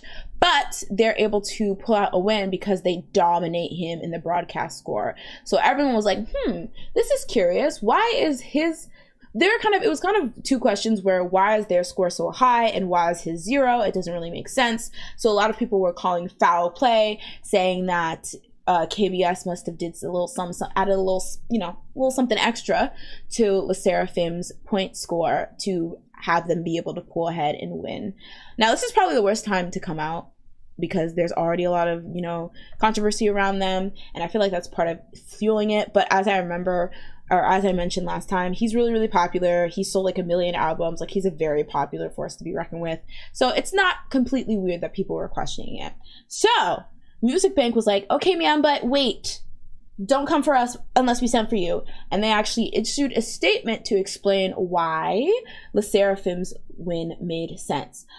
So they said, we would like to inform you that Music Bank uses data from various external professional organizations to collect scores and determine rankings in order to ensure fairness in calculating scores. In addition, the production team is working hard to improve the accuracy of the scores by rechecking the data before finalizing the ranking results. They continued, the counting period for this ranking was May 2nd to May 8th, 2022. During that period, Im Young-woong's song, If We Ever Meet Again, which is the song that he was up for nomination last week, was not broadcast on KBS TV, radio, or digital content. So essentially they're saying his song wasn't anywhere to be heard, so that's why he got a big fat 0, right? And so they're like, so get away from us, like, stop harassing us, like, leave us alone. And everyone was like, we're thinking. And so essentially fans went through and dug up the schedules for various radio shows that play on KBS's radio network to basically prove that his song was indeed played during this time. Now, I don't know if there was more than this, but in particular, there were 4 in the article I read. There were 4 accounts where they found that his song was played on different radio shows throughout the date of May 2nd to May 8th. And so they're like, okay, but what about these, girl? What's happening? And so Music Bank circled back around and they're like, So essentially their response was that the radio part of the broadcast score, because these were all radio shows, is counted for 7 programs of KBS Cool FM, adding, we inform you that the other programs in the 7 programs are not counted. So essentially what they're saying is that while, yes, he was played on these shows, there's specifically, when it comes to songs being played on the radio, there's specifically 7 radio shows that they look at, that they count. And if you're played on those, then you get points. If you're played on any of those other irrelevant hoes, you're shit out of luck. We don't care. So people are just like, they just made that up. They're like, yes, there were only 7. I mean, did we do that for Le Sserafim? Like, no, but like, we gotta tell them something. Like, it's gotta be the ones that they didn't play it on. Yeah. I was just like, all right. I mean, I guess you can't really prove, because no one has ever asked before, I guess. So you can't prove them wrong. But, a lot of people were like, okay, this seems fishy. But it seems like they're sticking by their assessment that Le Sserafim won last week. So they'll be keeping their trophy for the most part. Another thing that I saw was the fact that they were basically saying that even if that was true and they explained why he got a 0, people are still skeptical as to why Le Sserafim's points were so high. People saying that looking at the number of broadcasts that their music appeared on, the math isn't mathing. They pointed out that during this period, they were only on 2 KBS produced content, Idol Human Theater and Limousine Service. And they compared it to the fact that Treasure and IVE appeared on those same programs, only received 14 and 21 broadcast points. So it's like kind of like, okay, why did they get so much broadcast points when they appeared the same amount as 2 other groups that you gave diddly squat to? So people are still very skeptical of the broadcast points. But I mean, KBS is saying that, there are secret calculations, that's how it is. Is it weird? Like, could HYBE have just slipped in, slipped something into KBS's pocket? And then KBS was like, all right. I mean, all right, 5,000. Like they added 5,300 to it. They're like, well, this way, they're gonna be a 48. I'm like, you know what? Since you gave me $53, there you go. Well, I mean, HYBE should get a better person to do that then, because I feel like it needs to be done in a way that's not alarming as alarming to people. Bad job if that's the case. They didn't do their research. Yeah. But it kind of is like, you know, because I do acknowledge, and I think somebody mentioned it earlier, is that like they've been under a lot of controversy, and I feel like this part, like at this point, like negativity begets negativity.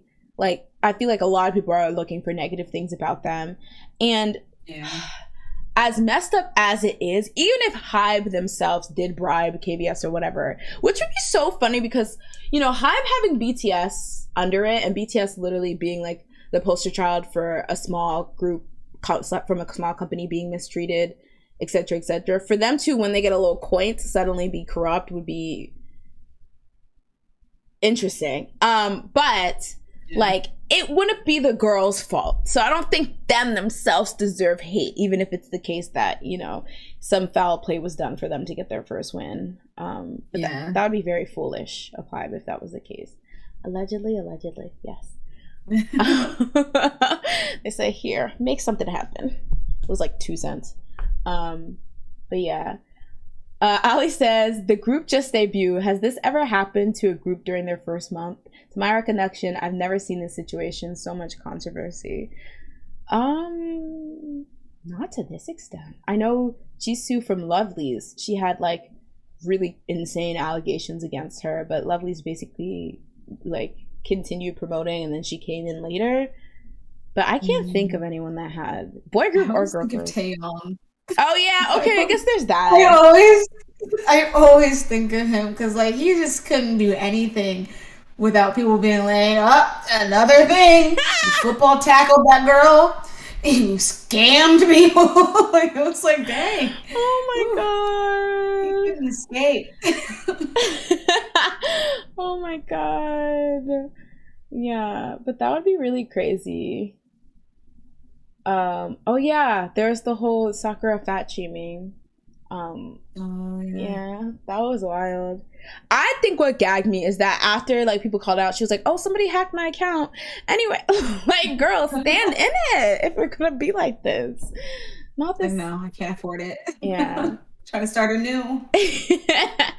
Yeah, but it seems like, I mean, I think with the onset of the next thing we're gonna talk about, people might not let this go just because it kind of goes hand in hand to the whole idea that we need to get Sserafim up out of here. But it seems for the most part, KBS is sticking with their guns that this was the correct call to have them win. So we'll see if... for now. Yeah. They're probably like, okay, now we gotta go back. They're like, actually, yeah. Yeah. But yeah, was this fat shaming thing done during her time in HKT48? I believe so. It was like she poked fun at like how a member was fitting in their costume, basically saying like, oh, they're about to burst out or something like that. I don't know if it was another HKT48 member or if it was just another girl in like the AKB48 group world. But yeah, mess. Yeah. Oh, she played it off as a joke? I thought she tried to play it off she got hacked. That's what I remember. Well, joke is better in my opinion. I got hacked. And they only posted that one thing and then gave me back my account. I don't know. They're like, don't worry, I reset the password. I did not look at it. Here you go. I just want to have some fun. There you go. Post one thing. Like, don't look at it. What in the world? All right. So I guess that's the last, I guess, we'll hear about KBS or this issue. I mean, the next music bank has already happened. The next set of people won, so maybe they're hoping that this will just get buried. But I don't really think it's likely, simply due to the fact that, y'all, this Garam bullying scandal, I thought it was dead in the water, honestly, when HYBE said, "You hoes need to leave her alone. Bye!" Like, but that didn't happen. So of course, oops, not Good Boys Gone Bad. What am I doing? Okay. I wanted to talk about the Garam bullying allegations. So before we get into this, I wanted to do a little okay, before I get into this, I want to say this was very hard for me to talk about because this girl is 12 when all this stuff happened, and everyone is minors, and that was a point that Big Hit kept making. And I don't think like just because you're a minor, your bad stuff just automatically gets erased, but it does make this hard to talk about because I'm a grown-ass woman talking about, you know, what some kids were doing. So, you know, that was kind of hard for me. I'm so brave, but I'm so brave sitting from my freaking desk. But I just want to put that out there. All right, but you know, there's a lot of interesting stuff that were here. I'm gonna say I tried my hardest to consume everything that was coming out, but so much stuff has come out over the last 2 days, and unfortunately I was very busy with my day job. I had like a big project I was working on, so I couldn't use like extra time here and there to like, you know, get the tea. So I had to get all this over the past like 5 hours, but I'll try my best to summarize it. And that's when I need you guys, our third co-host, to fill in the blanks from the tea you've been hearing on the streets, all right? Because I know that there's extra. But what I'm going to talk about next is basically what the statements between Garam's alleged victim and her law firm, the statements they put out, and then also what HYBE was putting and Source Music was putting out. All right, so for a brief rundown for you guys who don't know, shortly after being revealed as a Sserafim member back in early April, Kim Garam got swept up in bullying rumors. So after these rumors start to circulate, HYBE/Source Music responded to the rumors, and essentially they said that after conducting an internal verification process, they found the accusations to be essentially lies, slander, defamation, and they also said that, hey, flip the script. It was actually Garam that was the bully, not being that was being bullied, not the bully. So y'all got it all wrong. They also said they would take legal action against people who would who continue to spread this, you know, defamation, slander, all these rumors, pointing out that this is a particular sensitive situation because this is against a minor, and the things that they were calling and saying about her would have also occurred when she was a minor. So this is a situation that basically has to be handled with care. So I originally thought that after that statement happened, it was kind of dead in the water.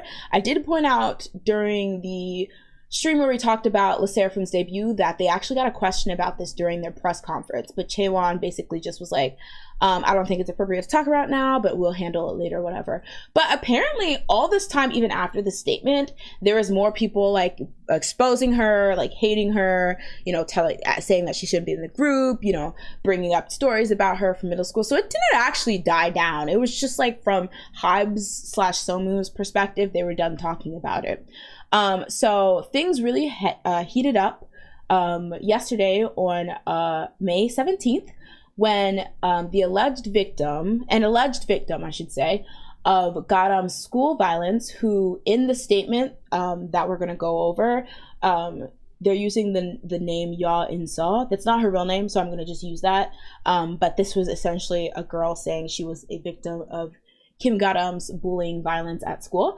So they actually linked up with a law firm called Daeron Law Firm to basically release a statement about what happened and, you know, how they experienced school bullying against or from Garam. So essentially, the statement basically runs down the whole situation. So In-saw said that she was harassed by Garam and a group of friends from late April to early May of 2018.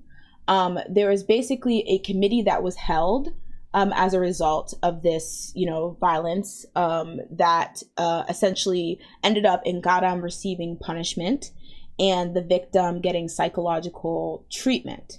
So the victim also ended up transferring schools, she says, due to bullying. But since she transferred schools, a lot of people saw that as, oh, if you're leaving, that means you must have did something wrong, right? So it ended up with her looking suspicious to other people at her school and getting rumors about her, etc., etc. She then goes on to say, or they then go on to say, that when Garam made her debut, friends of In-saw, so the victim, basically were like, yo, ain't that the girl who, like, you know, was harassing you with your friends and stuff like that? And so they were like, yo, like, do you see this happening, girl? Like, is this really about to, like, like this. She's just gonna be like, you know, harass you and then get famous. That's not right. And so they're like angry on her behalf.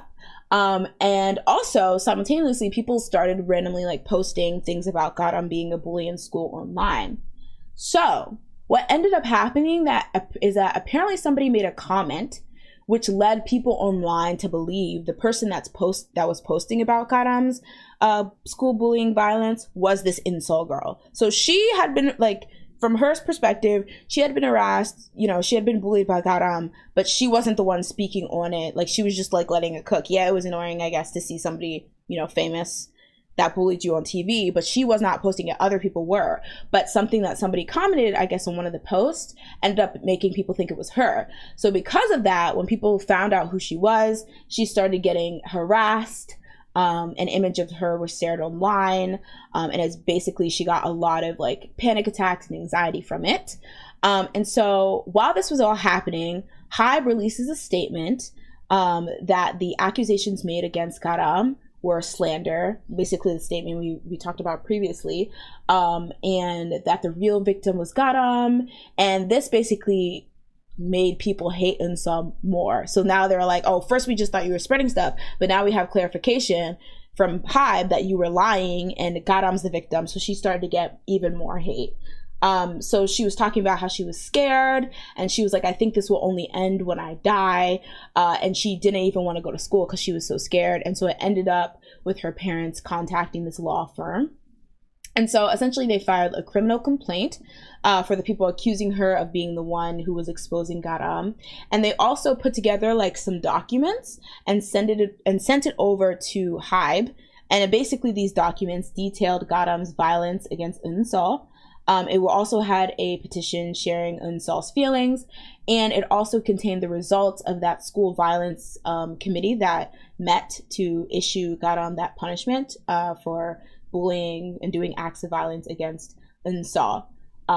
So she also asked, so essentially the whole thing is that she sent that over to HYBE, and she wanted them to delete their original statement where they said that, you know, all these things being said about Garam were lies and slanderous, and she was actually the victim. She wanted them to reissue a statement saying the truth, and then she also wanted an apology, because essentially she was like, I want to stop being harassed, and this is a big reason why I'm being harassed.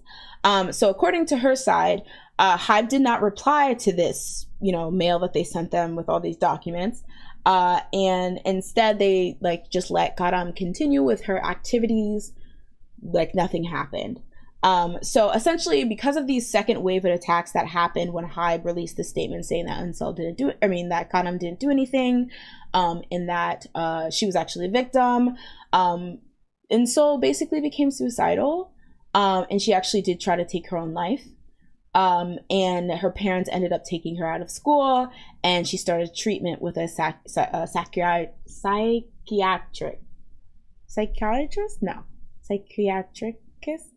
Basically, psychiatrist, I think, yeah. And then they note that they decided to file a criminal complaint instead of a civil suit because they wanted a statement to be released, you know, basically backtracking what they said before and not any compensation. But HYBE ignored when they sent over the request to stop, you know, the harassment. And so when, I guess at one point, this school violence committee result came up, and then they repeated the statement that they'll take legal action against it. And then finally, in the statement, they had a detailed description of violence that Garam committed against Unsal, but they omitted like the details because they didn't want to basically expose everything. So it was kind of like an ultimatum where they said that if HYBE does not provide a genuine apology to Unsal, they will basically expose everything that happened. And if, like, you know, HYBE continues to like not say anything and not issue an apology, they'll like release the full report from the school violence, which is a summary of the case and the victim statements given during the investigation, the description of the abuse, and they'll also release like the curse-filled threatening text messages that Garam sent to Unsal. So yes, period, blank. All right, that was not a lot, but that was the first wave. What are we thinking here? This is kind of a bait and switch because maybe we should read the other HYBE response, but I'm tired of talking right now. So thoughts? The first half sounds like HYBE sucks. That's all I can think.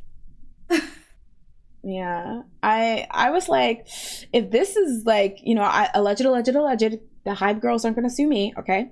But yeah, from this perspective, like obviously Garam, if she was like doing the school bully violence, this is bad, but I feel like a lot of her distress was literally a direct result of like what HYBE did as opposed to what Garam did, because it seemed like she was kind of chilling and then somebody exposed her, quote unquote, or claimed she was the one making the like post about Garam, which led to her getting harassed. And then HYBE says they've done their due diligence, and not only is everything slanderous, but she's the actually victim.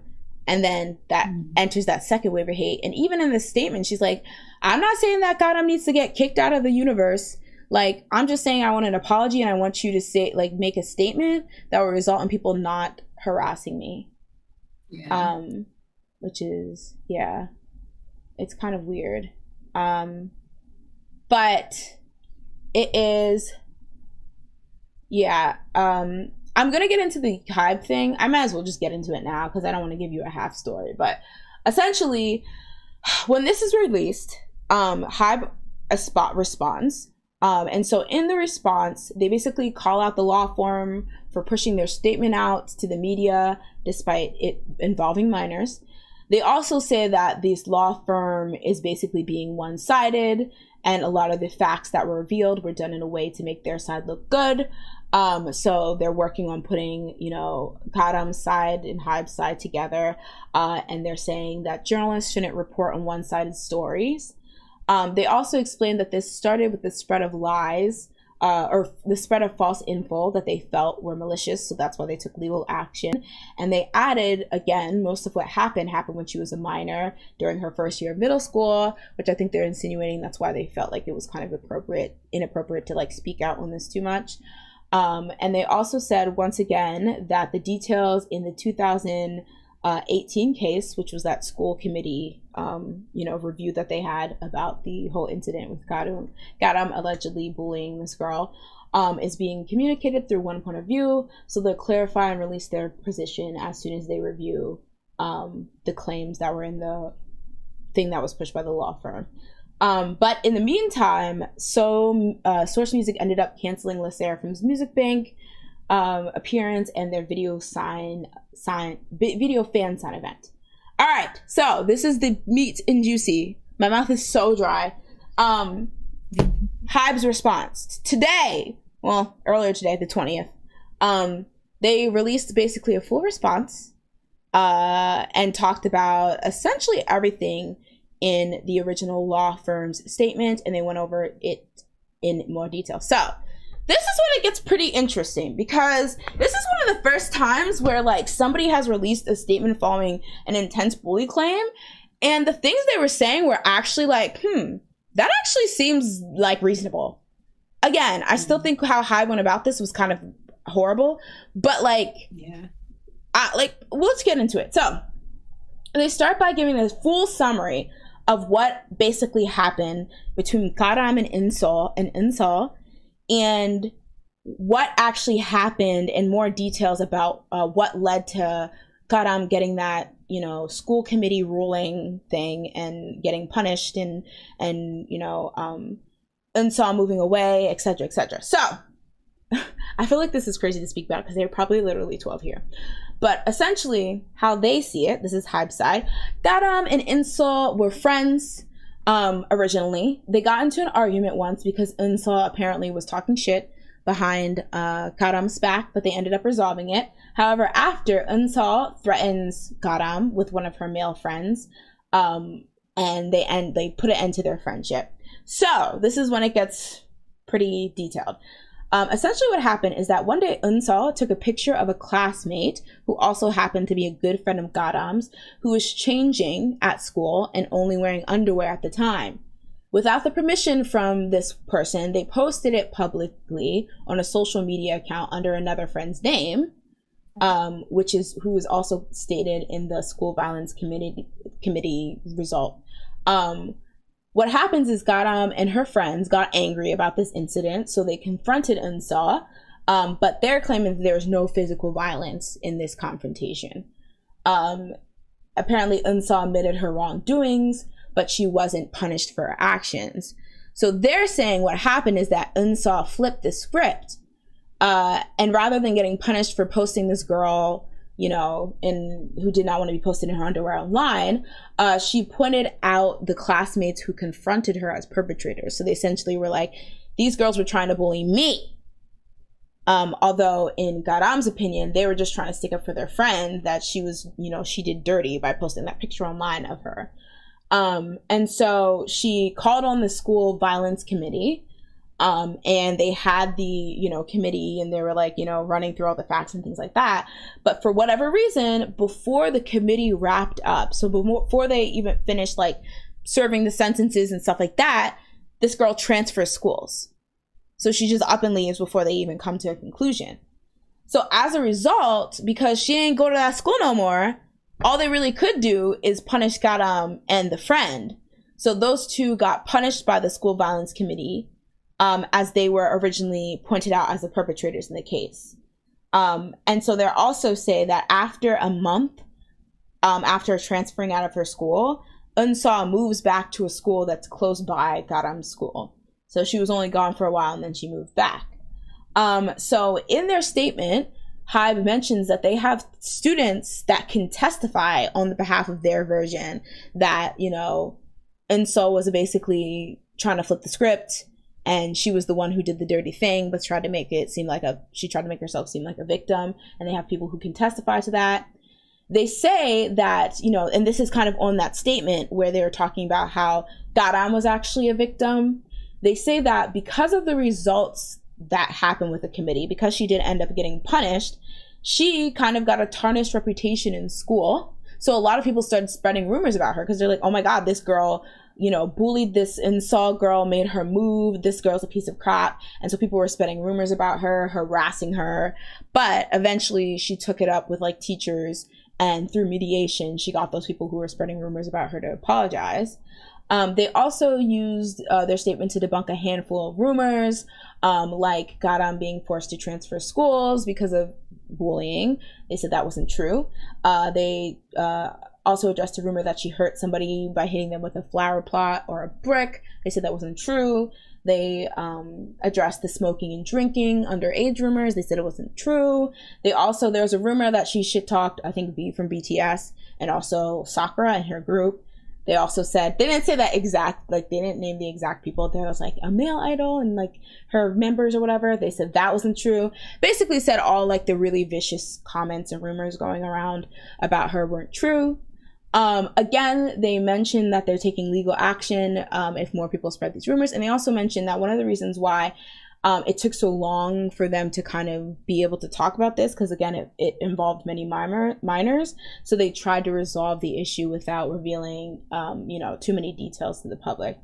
And at the end, they announced that after discussion with Garam, that they've decided that Garam will temporarily halt activities and focus on healing her wounded heart.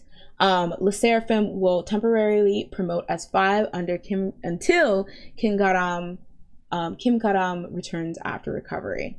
So, how you like them apples? No, let me stop. Well, I don't know. It's a lot. Yeah. I mean, hey. There's a lot to discuss here, and there's a lot of things I know I'm missing. Like, a lot of people are pointing out that apparently if you look in the details about the ruling or the results of this committee meeting, she got like a level 5, like level punishment or whatever, and that's considered very, very high. And a lot of people are saying that there's no way she didn't do anything physically violent if that was her ruling. So a lot of people are saying, oh, this is bullcrap, because there's no way that they'll accidentally give her that high of a punishment ranking. Other people are saying that apparently somebody on some council at the school spoke out and confirmed that Karam got a punishment and stuff like that. But I don't know, because I'll say like both sides sound plausible. Yeah. I saw other people saying that the insult girl, that while she may have released that picture of the girl, it was an accident because she was trying to take a picture of something else and didn't realize that the girl was in the background or something. I mean, I'm not going to look at this picture and I have never seen the picture, but that's what people are alleging. So there's like so many layers to this. What was she taking a picture of? Did they say? I don't know. Because the thing is, they meant, I think it's one of those things with like, it's a fight to the whatever, because it's like, and since they didn't apologize and it doesn't seem like they're going to apologize, I'm guessing the next section of, or the next, you know, chapter of this is the INSAW and the law firm releasing more information about how they saw the thing. So maybe we'll get more details or whatever. But yeah. They didn't, and the statement I saw, they didn't go into that much detail. I don't know if they've released another statement since, but that's basically how it is so far. Yeah. I don't know. This is crazy. I feel like things like these, it's like, it's better to just be like, not, I guess, kind of passive, just like you just, because there's nothing you can really do until there's all the information. And there seems like there's a lot of missing information to form like a genuine thought and or opinion. Yeah. I mean, I was ready to really just be like, hang it up, HYBE, after this first. But then at the same time, I was like, well, I could see this also being possible. But again, I know I'm missing a lot of information about that. A lot of people are saying, like, the fact that there's people in high places that are backing, I guess, the committee's results. And apparently she was issued a very high punishment that it's like, how can you claim that it was an accident and a misunderstanding? There has to be like a write-up of what happened. There just can't be like, you can't just give a level 5 and then be like, oh, that's it. Shred all the papers. Shred all the evidence. Like, that's just, there has to be something. Yeah, it's just, I mean, it's kind of crazy because it's like, if she truly is the bully and the aggressor in the situation, it's crazy how hard HYBE is going to bat for her. Because a lot of people did mention that, I saw people putting like the timeline together, and people said that essentially the way things lined up, that she would have gotten to HYBE shortly after this happened. So a lot of people are like, did HYBE not do a background check? Did they not care? So is it them being like, oh, we knew about this, but we didn't think it was a big deal. We believed her, so we didn't think it was a problem putting her in this group or putting her in under the trainee system and stuff like that. So, but yeah, I don't know. Because I know that there's tea I'm missing. There's probably context I'm missing. But yeah. Yeah, it's really crazy. I remember, Denny says, I remember seeing online somebody explain level 5 before, and it involved someone being, oh my god, in the vision, what? Died? Okay, that's really scary. Level 5? That means jail. What? Huh? Because if someone died, that's no longer in the school's hands. Yeah, that's... I'm like, who cares about your levels? That's really scary. The jailhouse. Andy says, it's all very confusing, and she said this, but she said currently, so it's just a matter of waiting. The alleged victims' legal team said they will release further details. I think what is interesting, though, it's just like the whole thing this came about, because it was like one of those situations where it was like, I forget, was it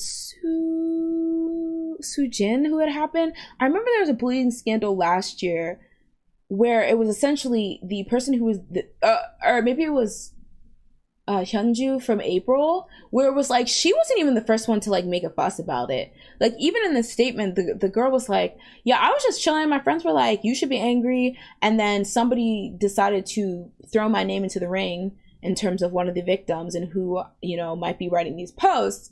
And it was really only because people point her out that she was a victim, allegedly, of Kim Garam's violence that she even was in this. Like, it really seemed like she wouldn't have said anything had it not been her being harassed when people found out, like, that she was the person, like, one of the people being bullied or something. So it's very weird. And even now, she's just like, I want an apology. And I just really, it just seems like she wants people to stop harassing her, and she would have rather stayed anonymous. So it would suck. I mean, don't get me wrong. If this alleged bullying is true, that's horrible. But it would even suck more if she was forced into this whole situation when she didn't even want to be the one to rehash it. Like, if she literally did not care. Yeah.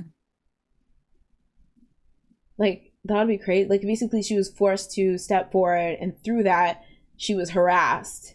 And now she just wants HYBE to be like, hey, it was true. So can you just tell people that this was true so they'll stop thinking I'm a liar and I'm just jealous? Crack. Tanisha said HYBE is at fault for taking so long to respond and making this reach so far. I think I would agree with that. Whether this is true or not, I feel like the way they responded to it wasn't great. Yeah, definitely. But I also think they probably didn't think it was going to blow up. So they're just like, let's just wave it off and say we're going to sue you if you say anything. But why would they think it wouldn't blow up?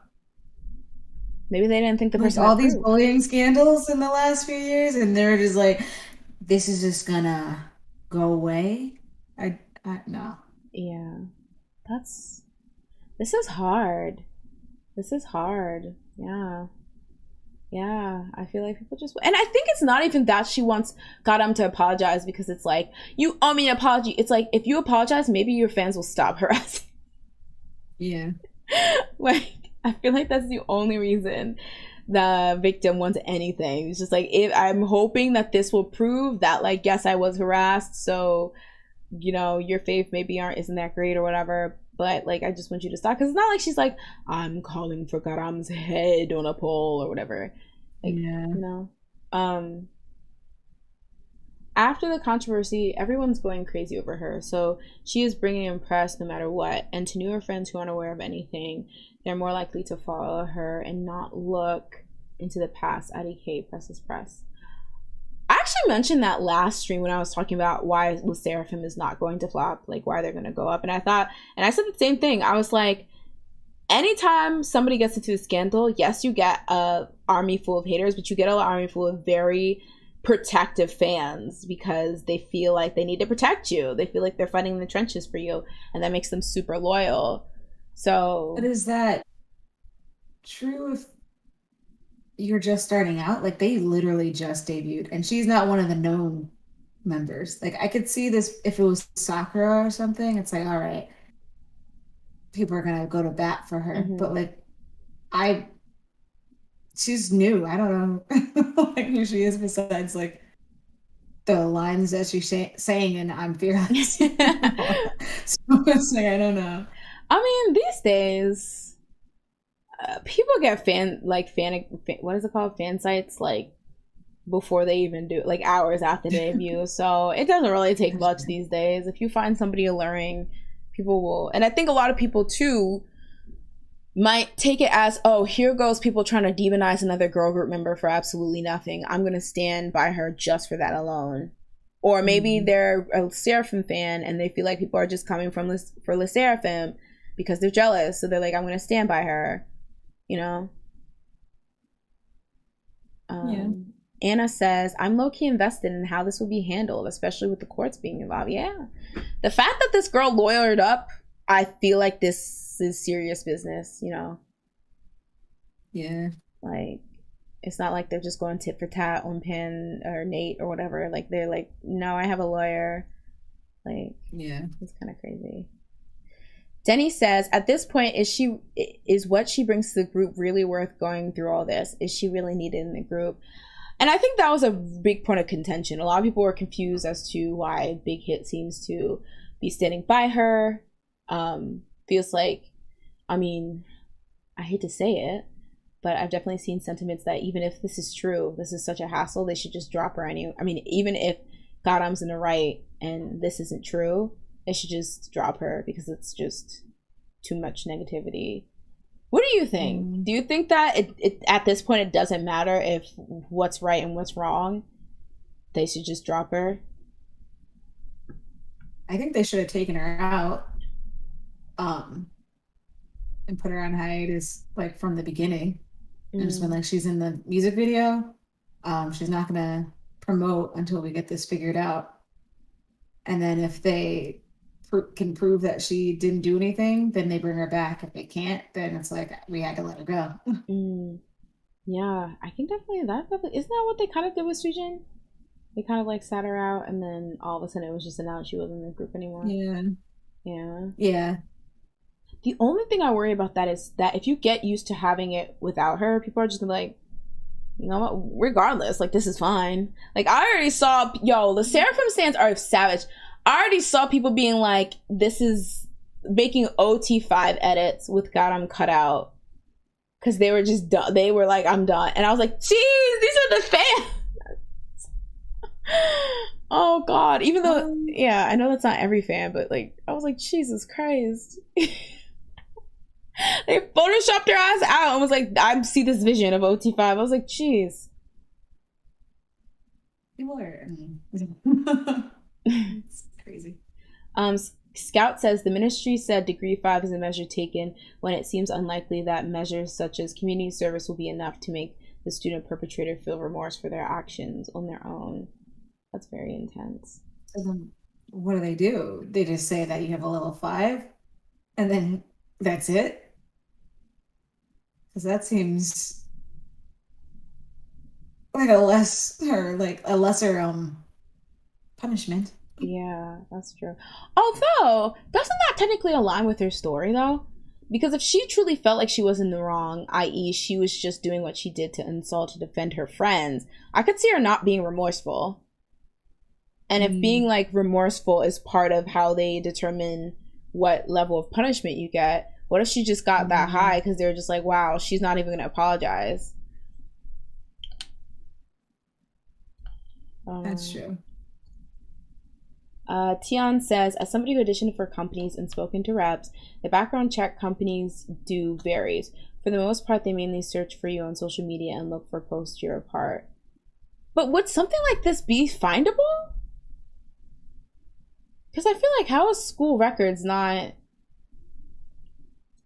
something like something like that? Yeah. Because I assume this is like the equivalent. I don't know if the permanent record is actually even real, but like, yeah, that's crazy. If they don't do that, they probably are going to start doing it now. Like, all right, it's too many. It's too much. Yeah, so they're looking at these school records as soon as they come in. Andre says, oh, sorry. No, I was just saying, which is just sad. Yeah, that is. Andre says, at the end of the day, it's best that we as fans stay neutral as possible until this gets figured out. We don't know what's going on outside the he said, she said. That's true. Yeah. Like, I feel like what they said was so, like, a lot of people are like, shut up, HYBE. But I'm like, this seems realistic. Like, it's not that crazy. Yeah. Both sides are realistic, so it's that's true. That's why it's just like be passive until you know.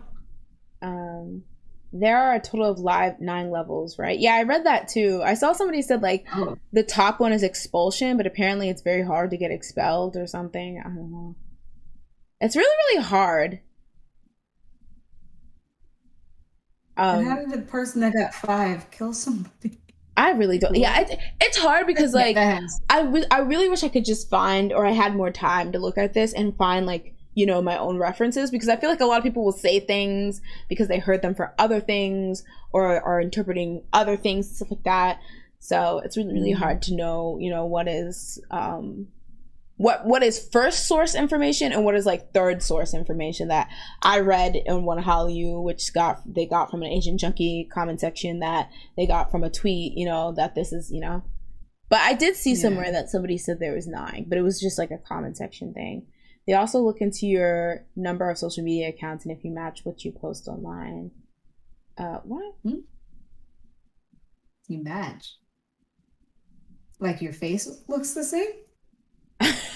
So you're not catfishing? They're like, no catfishes. That's not you, and that's not you. You're catfishing so many of these people. How many messages have you sent to these guys? Yeah. Regardless if she was the bully or not, the fact that people were trying to clear the search engines and defend someone who just debuted, like you. I think some people are overprotective, but I also think it's company stands that are like, you're not coming for our fave company's new group. From what I've seen, even the Sserafim fans just want her dropped so the group can. So I don't think she's bringing anything. I'm gonna say, because maybe they just don't want the drama. It's like, because I saw a lot of posts that were like, can Sserafim ever recover from this? Whether they drop her or not, will they be seen as like the bully group? And I feel like we were asking the same question about Idol last year with Soojin, and they ended up dropping her, and then they ended having their biggest hit, Tomboy. So who knows, but it's crazy. Yeah. So you're saying they should drop her? I'm saying they should do what it do. Okay, this is the thing. It's very hard because business-wise, it almost doesn't matter if she's innocent or not, unless you have concrete evidence or whatever that you can really just blow. And I feel like this was their attempt to be like, hey girlies, this is the tea, now shut the hell up. But some people are still like, actually, she was issued level 5, this, that, third, other things. So it's just like, that's not gonna silence people. And like, the bigger this gets, I feel like the more people are gonna hear certain sides of the story that aren't very advantageous to like Garam or HYBE or the Sserafim. So it's almost like, and this is actually kind of sad, but it's like, you might actually be helping her if you just pull her out of the group. Because the longer she stays in the group and then in public eye, if you guys have trouble proving this or getting people to believe your side of how events occurred, she's just going to get harassment on a huge scale because people think it's fine because she's a public figure. And not saying that she wouldn't get harassment if she all of a sudden just like, you know, goes, you know, cuts her losses and becomes a regular citizen again. But the level at which it will be at as a famous public figure in a famous group, I feel like that's almost putting her in harm's way. That's true, yeah. Anna says, y'all kind of touched on it, but her being put on hiatus could low-key be the first step in kicking her out. It would be crazy though, because they seem to have defended her so profusely in the actual thing. But I mean, at one point, Cube was defending Soojin, so they're probably going crazy under all this. They're like, they just like write something out just to sound like they have it all together, but they're just like, oh my gosh, what the heck is going on? What happened? Andy says, devil's advocate, how possible is it that if true, Garam kept this from the company and they are just being introduced to this as well? Yeah. And that goes with them just like typing it out like, yeah, this is all that, like, we found all this, and they're like, oh my gosh, God, I'm like, what the heck is wrong with you? Why wouldn't you tell us this? I feel like though that would kicked you out immediately. Yeah, I was gonna say, if they found out that she's been hiding this, wouldn't that be result in immediately like, you're out of here because not only did you do this, but you lied to us about it and you made us look foolish trying to defend you, rather than like the statement where they're defending her, unless they're still at the moment where they're like, I don't know, because I feel like if they feel that her side in which she wasn't actually the real perpetrator is true, I could see them sticking beside her and trying to fight through this. But yeah, if they did not know, that'd be wild. Channel X Caramelo says it's different because they just debuted and Sujin was on hiatus. She wasn't promoted as soft tofu. The company is managing it so weird. So that's into reference. That soft tofu is in reference to like, that's kind of the nickname, I think, or image nickname that they were kind of putting on her, like the members were kind of pushing. So if it's kind of like juxtaposition for Garam, I think it was like they were on a show and they mentioned that. Kind of like just soft like tofu. Yeah, like, oh, a softie, like you're gentle, you're shy, like that kind of thing. So it's in like complete juxtaposition. Wait, and this is after the allegations? I believe so. It was, yeah, because she got them as soon as she debuted, so. So I would have been like, we gotta scratch that. I'm not saying any of that. No one's gonna believe that for now. Well, it's really hard because I feel like anything they do, they're like, yeah, but girl, you were saying this. Like, it's like she can't win. Which they kind of did that with Taeyong, though. Oh, did they? Yeah, they like literally, they're like, I don't know. He's like, I'm afraid of everything. Oh, except scamming. He's really nice, which I think he probably is, but it's just like, I feel like they really tried to push it, where it's like, he likes a little scam now and then. Michael says, this is really giving HYBE a bad rep when it comes to debuting girl groups. It really sucked. Glam deserves better. Oh, that's true. First Glam, now this. Oh. And a lot of people don't even like the way they ended G-Friend. So. Wasn't this technically Source music? So, okay, that was the thing because, okay, so G-Friend, or Glam, was a collaboration between Source and Big Hit.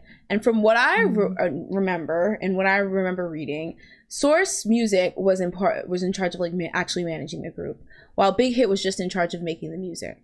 But, you know, they ended horribly and they ended disbanding, etc., etc.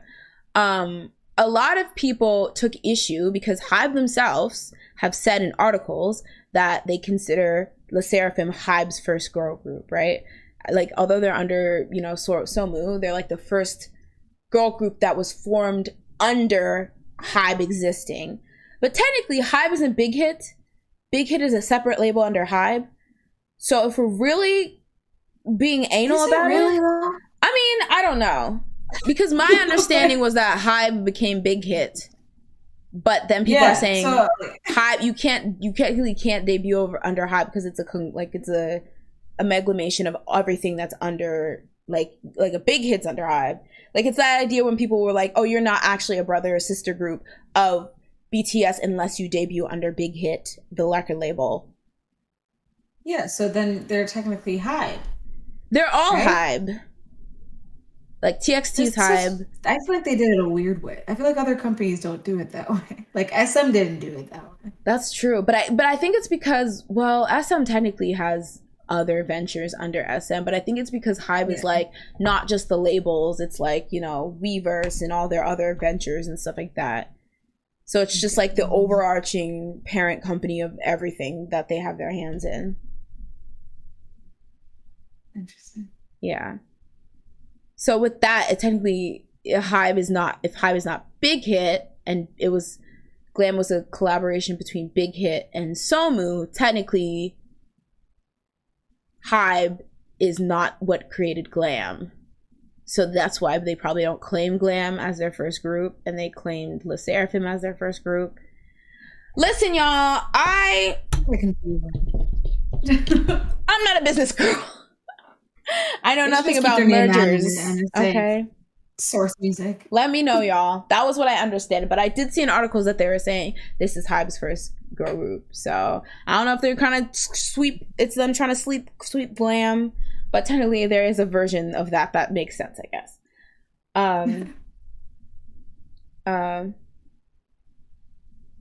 But yeah. Sorry. TSS, didn't outlets on Twitter post screenshots of a restraining order the victim filled out on Garam? I saw that and I was shook. Oh my god. See, it actually was kind of weird, not being like weird about it, but I noticed a lot of like the like online like Soompies and the all K-pop, like they didn't report about the victim's original law or the statement they gave through the law firm until HYBE made their first response. And I was like, that's interesting, because you would think they would just put on it. So it's kind of hard because they have kind of like limited information, and I can guess why, because like, you know, they're very liable, you know, if they say something that's crazy. But like, you really gotta, if you really want the tea, the nitty gritty of what's going on in a lot of these situations, you gotta take to Twitter and independent translators and stuff like that, because sometimes you'll miss some of the information if you're just yeah, that's really crazy.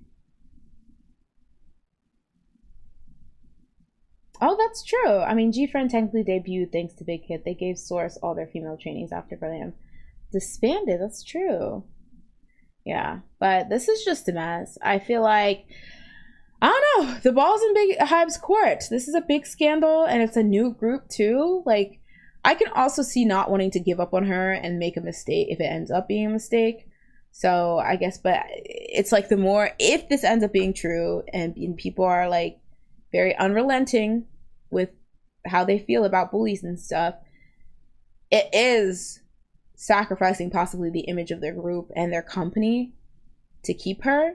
But at the same time, I could see HYBE feeling guilty if they let this girl go just because of rumors that ended up not even being true. Not rumors, but allegations that maybe were misconstrued. So which is why it's safer to just have her on hiatus. Yeah, I feel like that's the safest bet. Andy says, I see a lot of people online commenting on Dispatch not reporting on this issue, though IDK if they have since. Yeah, I didn't see anything from Dispatch, and I know a lot of people feel like BTS and Dispatch have an understanding, which means Big Hit, and Dispatch have an understanding, which means maybe HYBE and Dispatch have an understanding?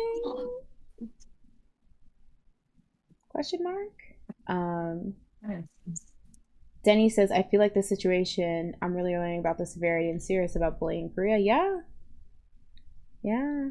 There's a lot of people. I saw some guy, I don't know who he was, but a lot of people retweeted his comment, so I'm assuming he was relevant. But he kind of criticized international fans because he was like, a lot of you are saying, who cares? And just like defending, you know, Garam and saying it's not a big deal regardless of anything. But they don't understand the severity of bullying in Korea, in South Korea, and so you wouldn't really understand why people feel so strongly about this and stuff. So yeah, allegedly, that's what we love to say, allegedly, so we can't be sued. I love to see it in the chat. So yeah, I'm gonna keep an eye out on this to see as it develops. We'll probably be talking about this over the next like 4 shows, similarly to how it was with Soojin. But yeah, I think the ball, I guess, would be in Unsol's court. It seems like they're not going to apologize. So based on the statement they made, it seems like they're probably going to release more information. So we're going to have to keep an eye out for that. But as we wait, reporting live, it's Jazz with the Shoe Minute.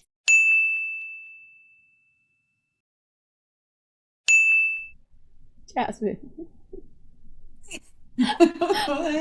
What is our podcast boyfriend up to? What has he been up to? Oh my god! Unemployed. We gotta do it. We have to break showing up episodes of EXO Ladder. We have to break up the with Ladder him. show. He has to split that coin like 7 ways. He had like he had a challenge or something in the show where he had to take a picture, I think, with each of the members, and he got caught because he was using like the what is it? The Samsung flip phone, the one that folds. Yeah, the fold. Mm-hmm. Yeah, and so I think he didn't know how to use it, and he didn't know that like when I think he couldn't get caught taking the pictures as well, and so I think when he was trying to take a picture of Kai, he didn't know that on the back of the phone, as it's flipped up, it shows that he's taking a picture. So then Kai saw it, and yeah, it was funny. But yeah, that's about all he's done. Guys, I think it's time we get a new podcast boyfriend. I'm sorry. No, you just laughed at what he did, though. It was yeah. That was because I was like, listen. He's rubbing together 2 coins. He has to split that like 7 ways. J-Jung Minute or whatever. J-Jung Minute. Funny you should ask. Oh, he's doing nothing. No, he didn't do anything. But him and the other 2 leads of Squid Game actually recently did a pictorial that I forgot to put up here. Let me see if I can find it real quick. Yeah, they did a pictorial for, I'm gonna say Vogue. It might have been Vanity Fair. It might have been something completely different. Let me see if I can find it. Squid. You just put it on Instagram. Squid Game cast photo shoot. Oh, what the heck? It's not here. Did you scrub it from the internet? You made it up. No. No. Was it a dream? Oh my god, no. People were gagged about it. I think it was at like the Met Gala or something. Vogue? Okay. Y'all, you can look it up. Yeah, so, you know, he's being healthy. He is wealthy. He is that whatever that Megan Thee Stallion sound song. Guys, we gotta get a new podcast boyfriend. Yeah, J-Jung isn't doing it anymore. So actually, let's put together the podcast family tree, because I do have a piece of paper with me, and you probably won't be able to see this, but so if we have the family tree, Shuman's at the top. Oh my god, I can't see that. What is that? It's a tree. It's just 3 twigs. Listen, it's a small tree. Okay, so we have the nephews. Who are TXT, obviously. No. So TXT are the podcast nephews. The podcast boyfriend, for now, is Shuman. As he should be. Ugh, we'll get rid of him soon, guys. Don't worry. Dare you. The podcast nieces. Really. The podcast nieces are Ive. The podcast nieces are Ive. Already incorrect. The podcast the podcast rich aunties that ain't never come to the function are black people. But they send us stuff. Yeah, that's true. That's all that they have bomb Christmas gifts, so we do not mind it. And they're good at TikTok. The podcast rich uncles that ain't never come to the function. Actually, the rich uncles that always comes to the function are BTS. You said your reaction was like, "Girl, I guess." Well, I didn't know what you were gonna say. I thought you were gonna say Big Bang for a second. Oh, that's. I mean, I guess they work too. Good night, Tian. Thank you for coming through. Always enjoy your presence and your tea. But yes. All right, guys. So. You said teeth? And I was like, I thought you said his presence and his teeth, and I was like, how do you know what I was showing your presence in your teeth and your skull come through. Honestly, let's go. Stacey Girls podcast toddlers. I would say they are giving big niece energy. I need to put them down. Stacey Girls were going down. The thing about aespa is that like I don't know. 2 of those need to leave, and then aespa needs to be out. Okay, this is what I want to do, because I watch this podcast called Trash Taste, and they have this really cool thing where every year they do an award show. Is that why I put what? I was gonna say, is that why you put what's it called? What's the group that you just put Ive? But they're not trash. How dare you? How dare, this is good taste. I like Ive, so this is good taste. But they have like an award show, and I feel like we should have an award show. We should do an end of the year or like podcast anniversary award show, and it's literally just voting on who had the most big niece energy, our favorite, song that kind of was a flop, but we liked anyway. Song that sounded like a hot mess, our favorite moments. So can we SNSD be the rich aunties that barely come around? That would actually be more fitting. That would actually be worth it. Both of them. Yeah, I was gonna say We get double. they both double give the presents. Yeah, I was gonna say they both give rich auntie energy somehow. Even though Blackpink is like my age, I'm like they just were very rich. They are healthy. They are wealthy. She's like a rich auntie that's divorced. Warada, yes, Warada, the Warada children, they need to have no. Warada is the song, okay, that I think is a mess, but I enjoy so thoroughly that I don't care. And mix. So we're gonna stop there. We're just gonna stop. Don't do that.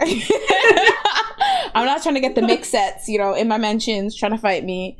But the thing about that's refreshing about NMIX stands is that they know that song is just, but they love their girls anyway. Yeah, not try. Listen, NMIX sites. Okay, half of the song is trash. That's true. There are good aspects of it, which I'm learning. I'm learning to love it. The second verse, I'm telling you, that is it. Like they just sound so good in that. Like, what's her name? Lily. She sounds good in that. Yeah, like it's not totally bad. But I don't know. I'm just waiting for the next attempt. I don't know what JYP was thinking. But we do need more boys on this list. Oh wait, no, we have a good fair share. It's actually half and half. Okay, yeah. I just love so many girl groups this year.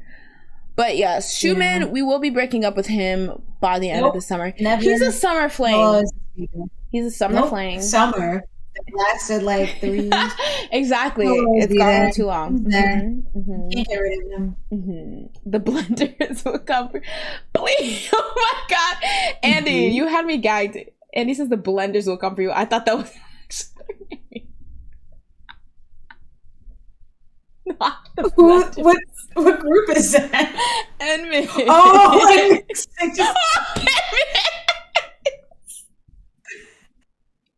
I was like so confused. I was like, why would it be blenders? Oh, and you said the whisks will come for you. All right. Oh God. Oh, that'd be great. Yeah, whisks. All right, guys. I'm gonna open the floor real quick to some topics before we wrap it up. So does anyone have any pressing? Oh, wait. Sorry. We have a song we wanted to talk about. Astro. Oh, a couple songs, actually. Astro released Candy, Sugar Pop. Also, we wanted to talk about Yeden releasing Aria. But let's talk about Astro first. Somebody mentioned that this is... MJ's in the music video, but he won't be promoted with him because he is in jail. I'm just kidding. He's in the army. Oh. He's so sad. He looks so good in the music video, though. What were your thoughts? It was a very good song. It's not my favorite, but I still like. It's definitely spring into summer type of song. It's very upbeat, which is nice. What would you give it? I forgot. Leanne, the resident Astro stan. Did you guys listen to the song? I didn't get it. I think I listened to it once, but I don't remember what it sounds like. So I should have listened to it before this. But what are people's thoughts of this new Astro song? I think I've been a 7. Oh, that's pretty high. Yeah. It's giving very cute energy, and you know how I like my cute boy groups, so yeah, I feel like it kind of reminds me of like their beginning, like how they sounded in the beginning, mixed with how they sound now, like the more sexy, cool, like all night type of thing. Like I don't know, it's like it's a mature version of how they sounded before. Which is nice because I like a peppy, like not like to be mature. You don't have to go like the sexy, crazy. What was it? Sexy, crazy, cool. Crazy, sexy, cool. Crazy, sexy, cool route. Like you could still be fun and still be mature. So that's actually a really cool mix, I think. Yeah. Leanne liked it. Leanne said stream. Scout says Astro is the first group I saw live, so they'll always have a special place in my heart. Aw, that's so cute. Rose saying she misses. Oh wait, let me pop these up. Rose saying she misses performing, so she watches old clips of Blackpink is honestly so sad to me. That's sad. Yikes. What? Why is it just they don't let her perform? She Probably wants to their not. day. Yeah, that's Even her sad. solo, she's not going anywhere. I feel like, okay, what was the point? Oh my god, that's so sad. Oh my god, my girl Rose. Please let her out of that jail. Let her out of that jail. Yeah, I know. I feel like there's singing shows out there. Exactly. Or let her just continuously come back with solo stuff. If you know you're not gonna do. And she writes songs, doesn't she? Yeah. Like what is going on? That's weird. Andre says he's giving it an 8. Stream Candy Sugar Pop. Yes. That's really sad though. Petition for Big Bang as a podcast grandpas that randomly post on Facebook and send you birthday cards with a $5 Starbucks gift card. They're like, you still like this, huh? Right? Okay. Don't spend it all in one place. You like that Starbucks, right? Starbucks still exists. Oh God. BP has been teasing stuff recently, but it's been well, I done got embarrassed because I had this whole story a couple streams ago about how it was announced that they would be coming back, and then y'all done said it was fake. So so you never followed up. Exactly. I've given up. The date, y'all. Don't expect for anything BP related, comeback related to be reported on this podcast until it drops. We can smoothly watch the video when it comes out, but nothing before. Okay. But yeah. Why are Rose and me doing the same thing on YouTube? I'm so sad. Idols, they're just like us. They beg for comebacks just like us. Oh God. Why YG? Okay. And then I didn't get a chance to listen to Aria either, but did you have any like strong opinions? I love her hair in the thumbnail. It's like 2 minutes long. What? It's giving thank you. It's just so short. I don't know. I mean, that's good. So like if it doesn't do well, she can just be like, well, you know, it was just a little thing for the girls. It wasn't any big deal. Calm down. Taste. Taste was yet to come. But that's cute for her. I love that the, former members of G-Friend are all making comebacks in different ways. I think that's really cool. Yeah. All right, y'all. So you do not have to go home, okay? You can stay out, but you gotta get the heck out of here, okay? Last call. Everyone get your last drinks, get your last snacks. Yeah, let me drink some water. Oh, mine's empty, but that's fine. But as always, guys, thank you for coming through the stream. Once again, a really, really fun time at the Sleepy Idol. Had fun talking with you guys, sharing all the tea. Y'all had a lot of tea to spill today. I'll be honest. Y'all took me for a loop, but I loved it. As always, Jazz, do you have any last words? Stream Candy Sugar.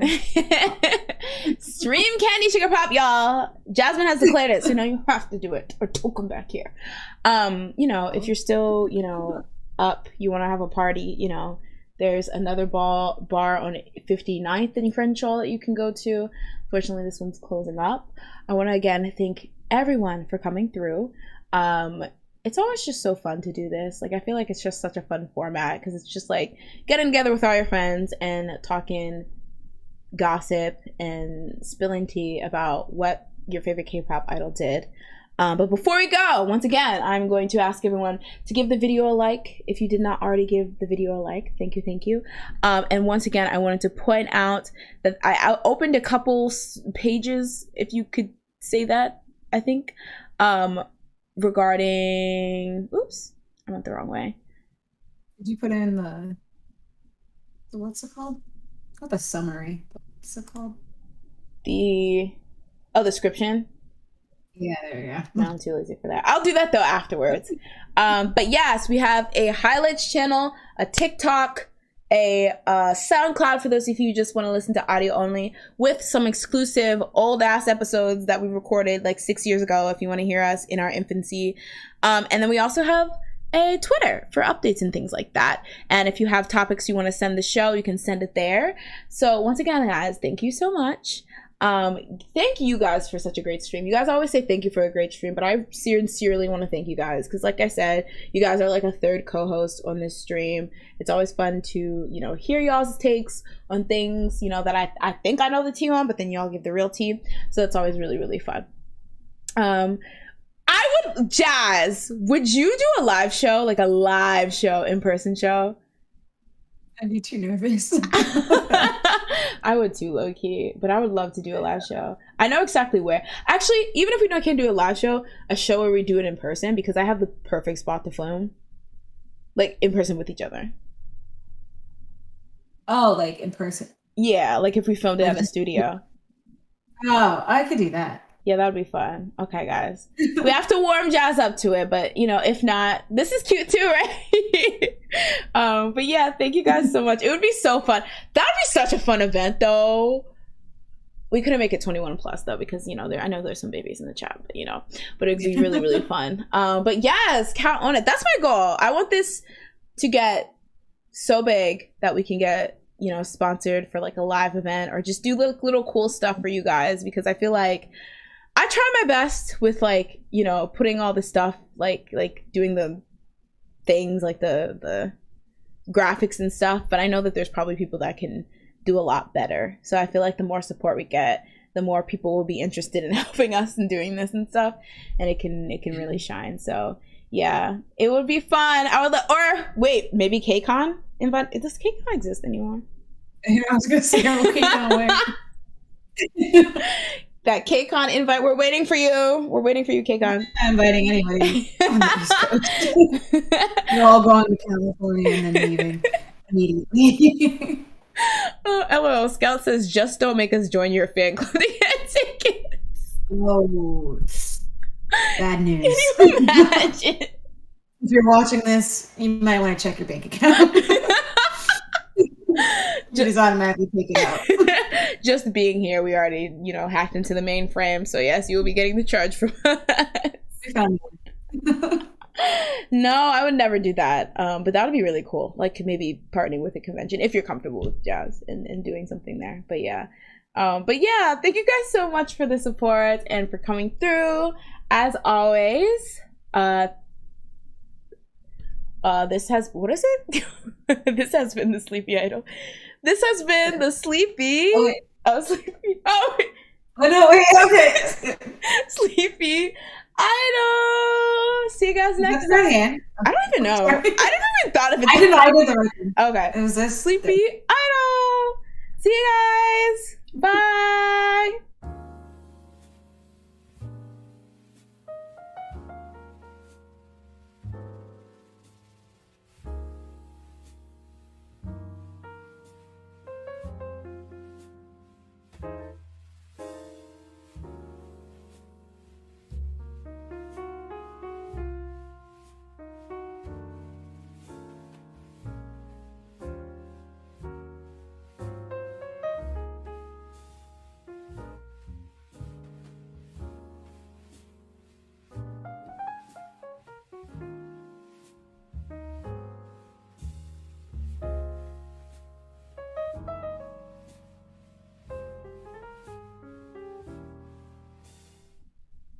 Oopsies. Wait. Oh, wait, they can see it. Y'all see this? Sorry, Jazz, here on the screen. This is a oh, wow, it literally cuts out Kyungsu. I mean, cuts out Schumann and just shows Kyungsu. Wait, let me see. Wait, let me try. Wait a second. Discord. Oh, it's literally that wasn't even possible. You did this on purpose. Slander Schumann. Okay, guys, this is a little excerpt from the Shoe Minute. Literally, our boys. Come home from work, please. Uh-oh. Thank you, guys. Bye.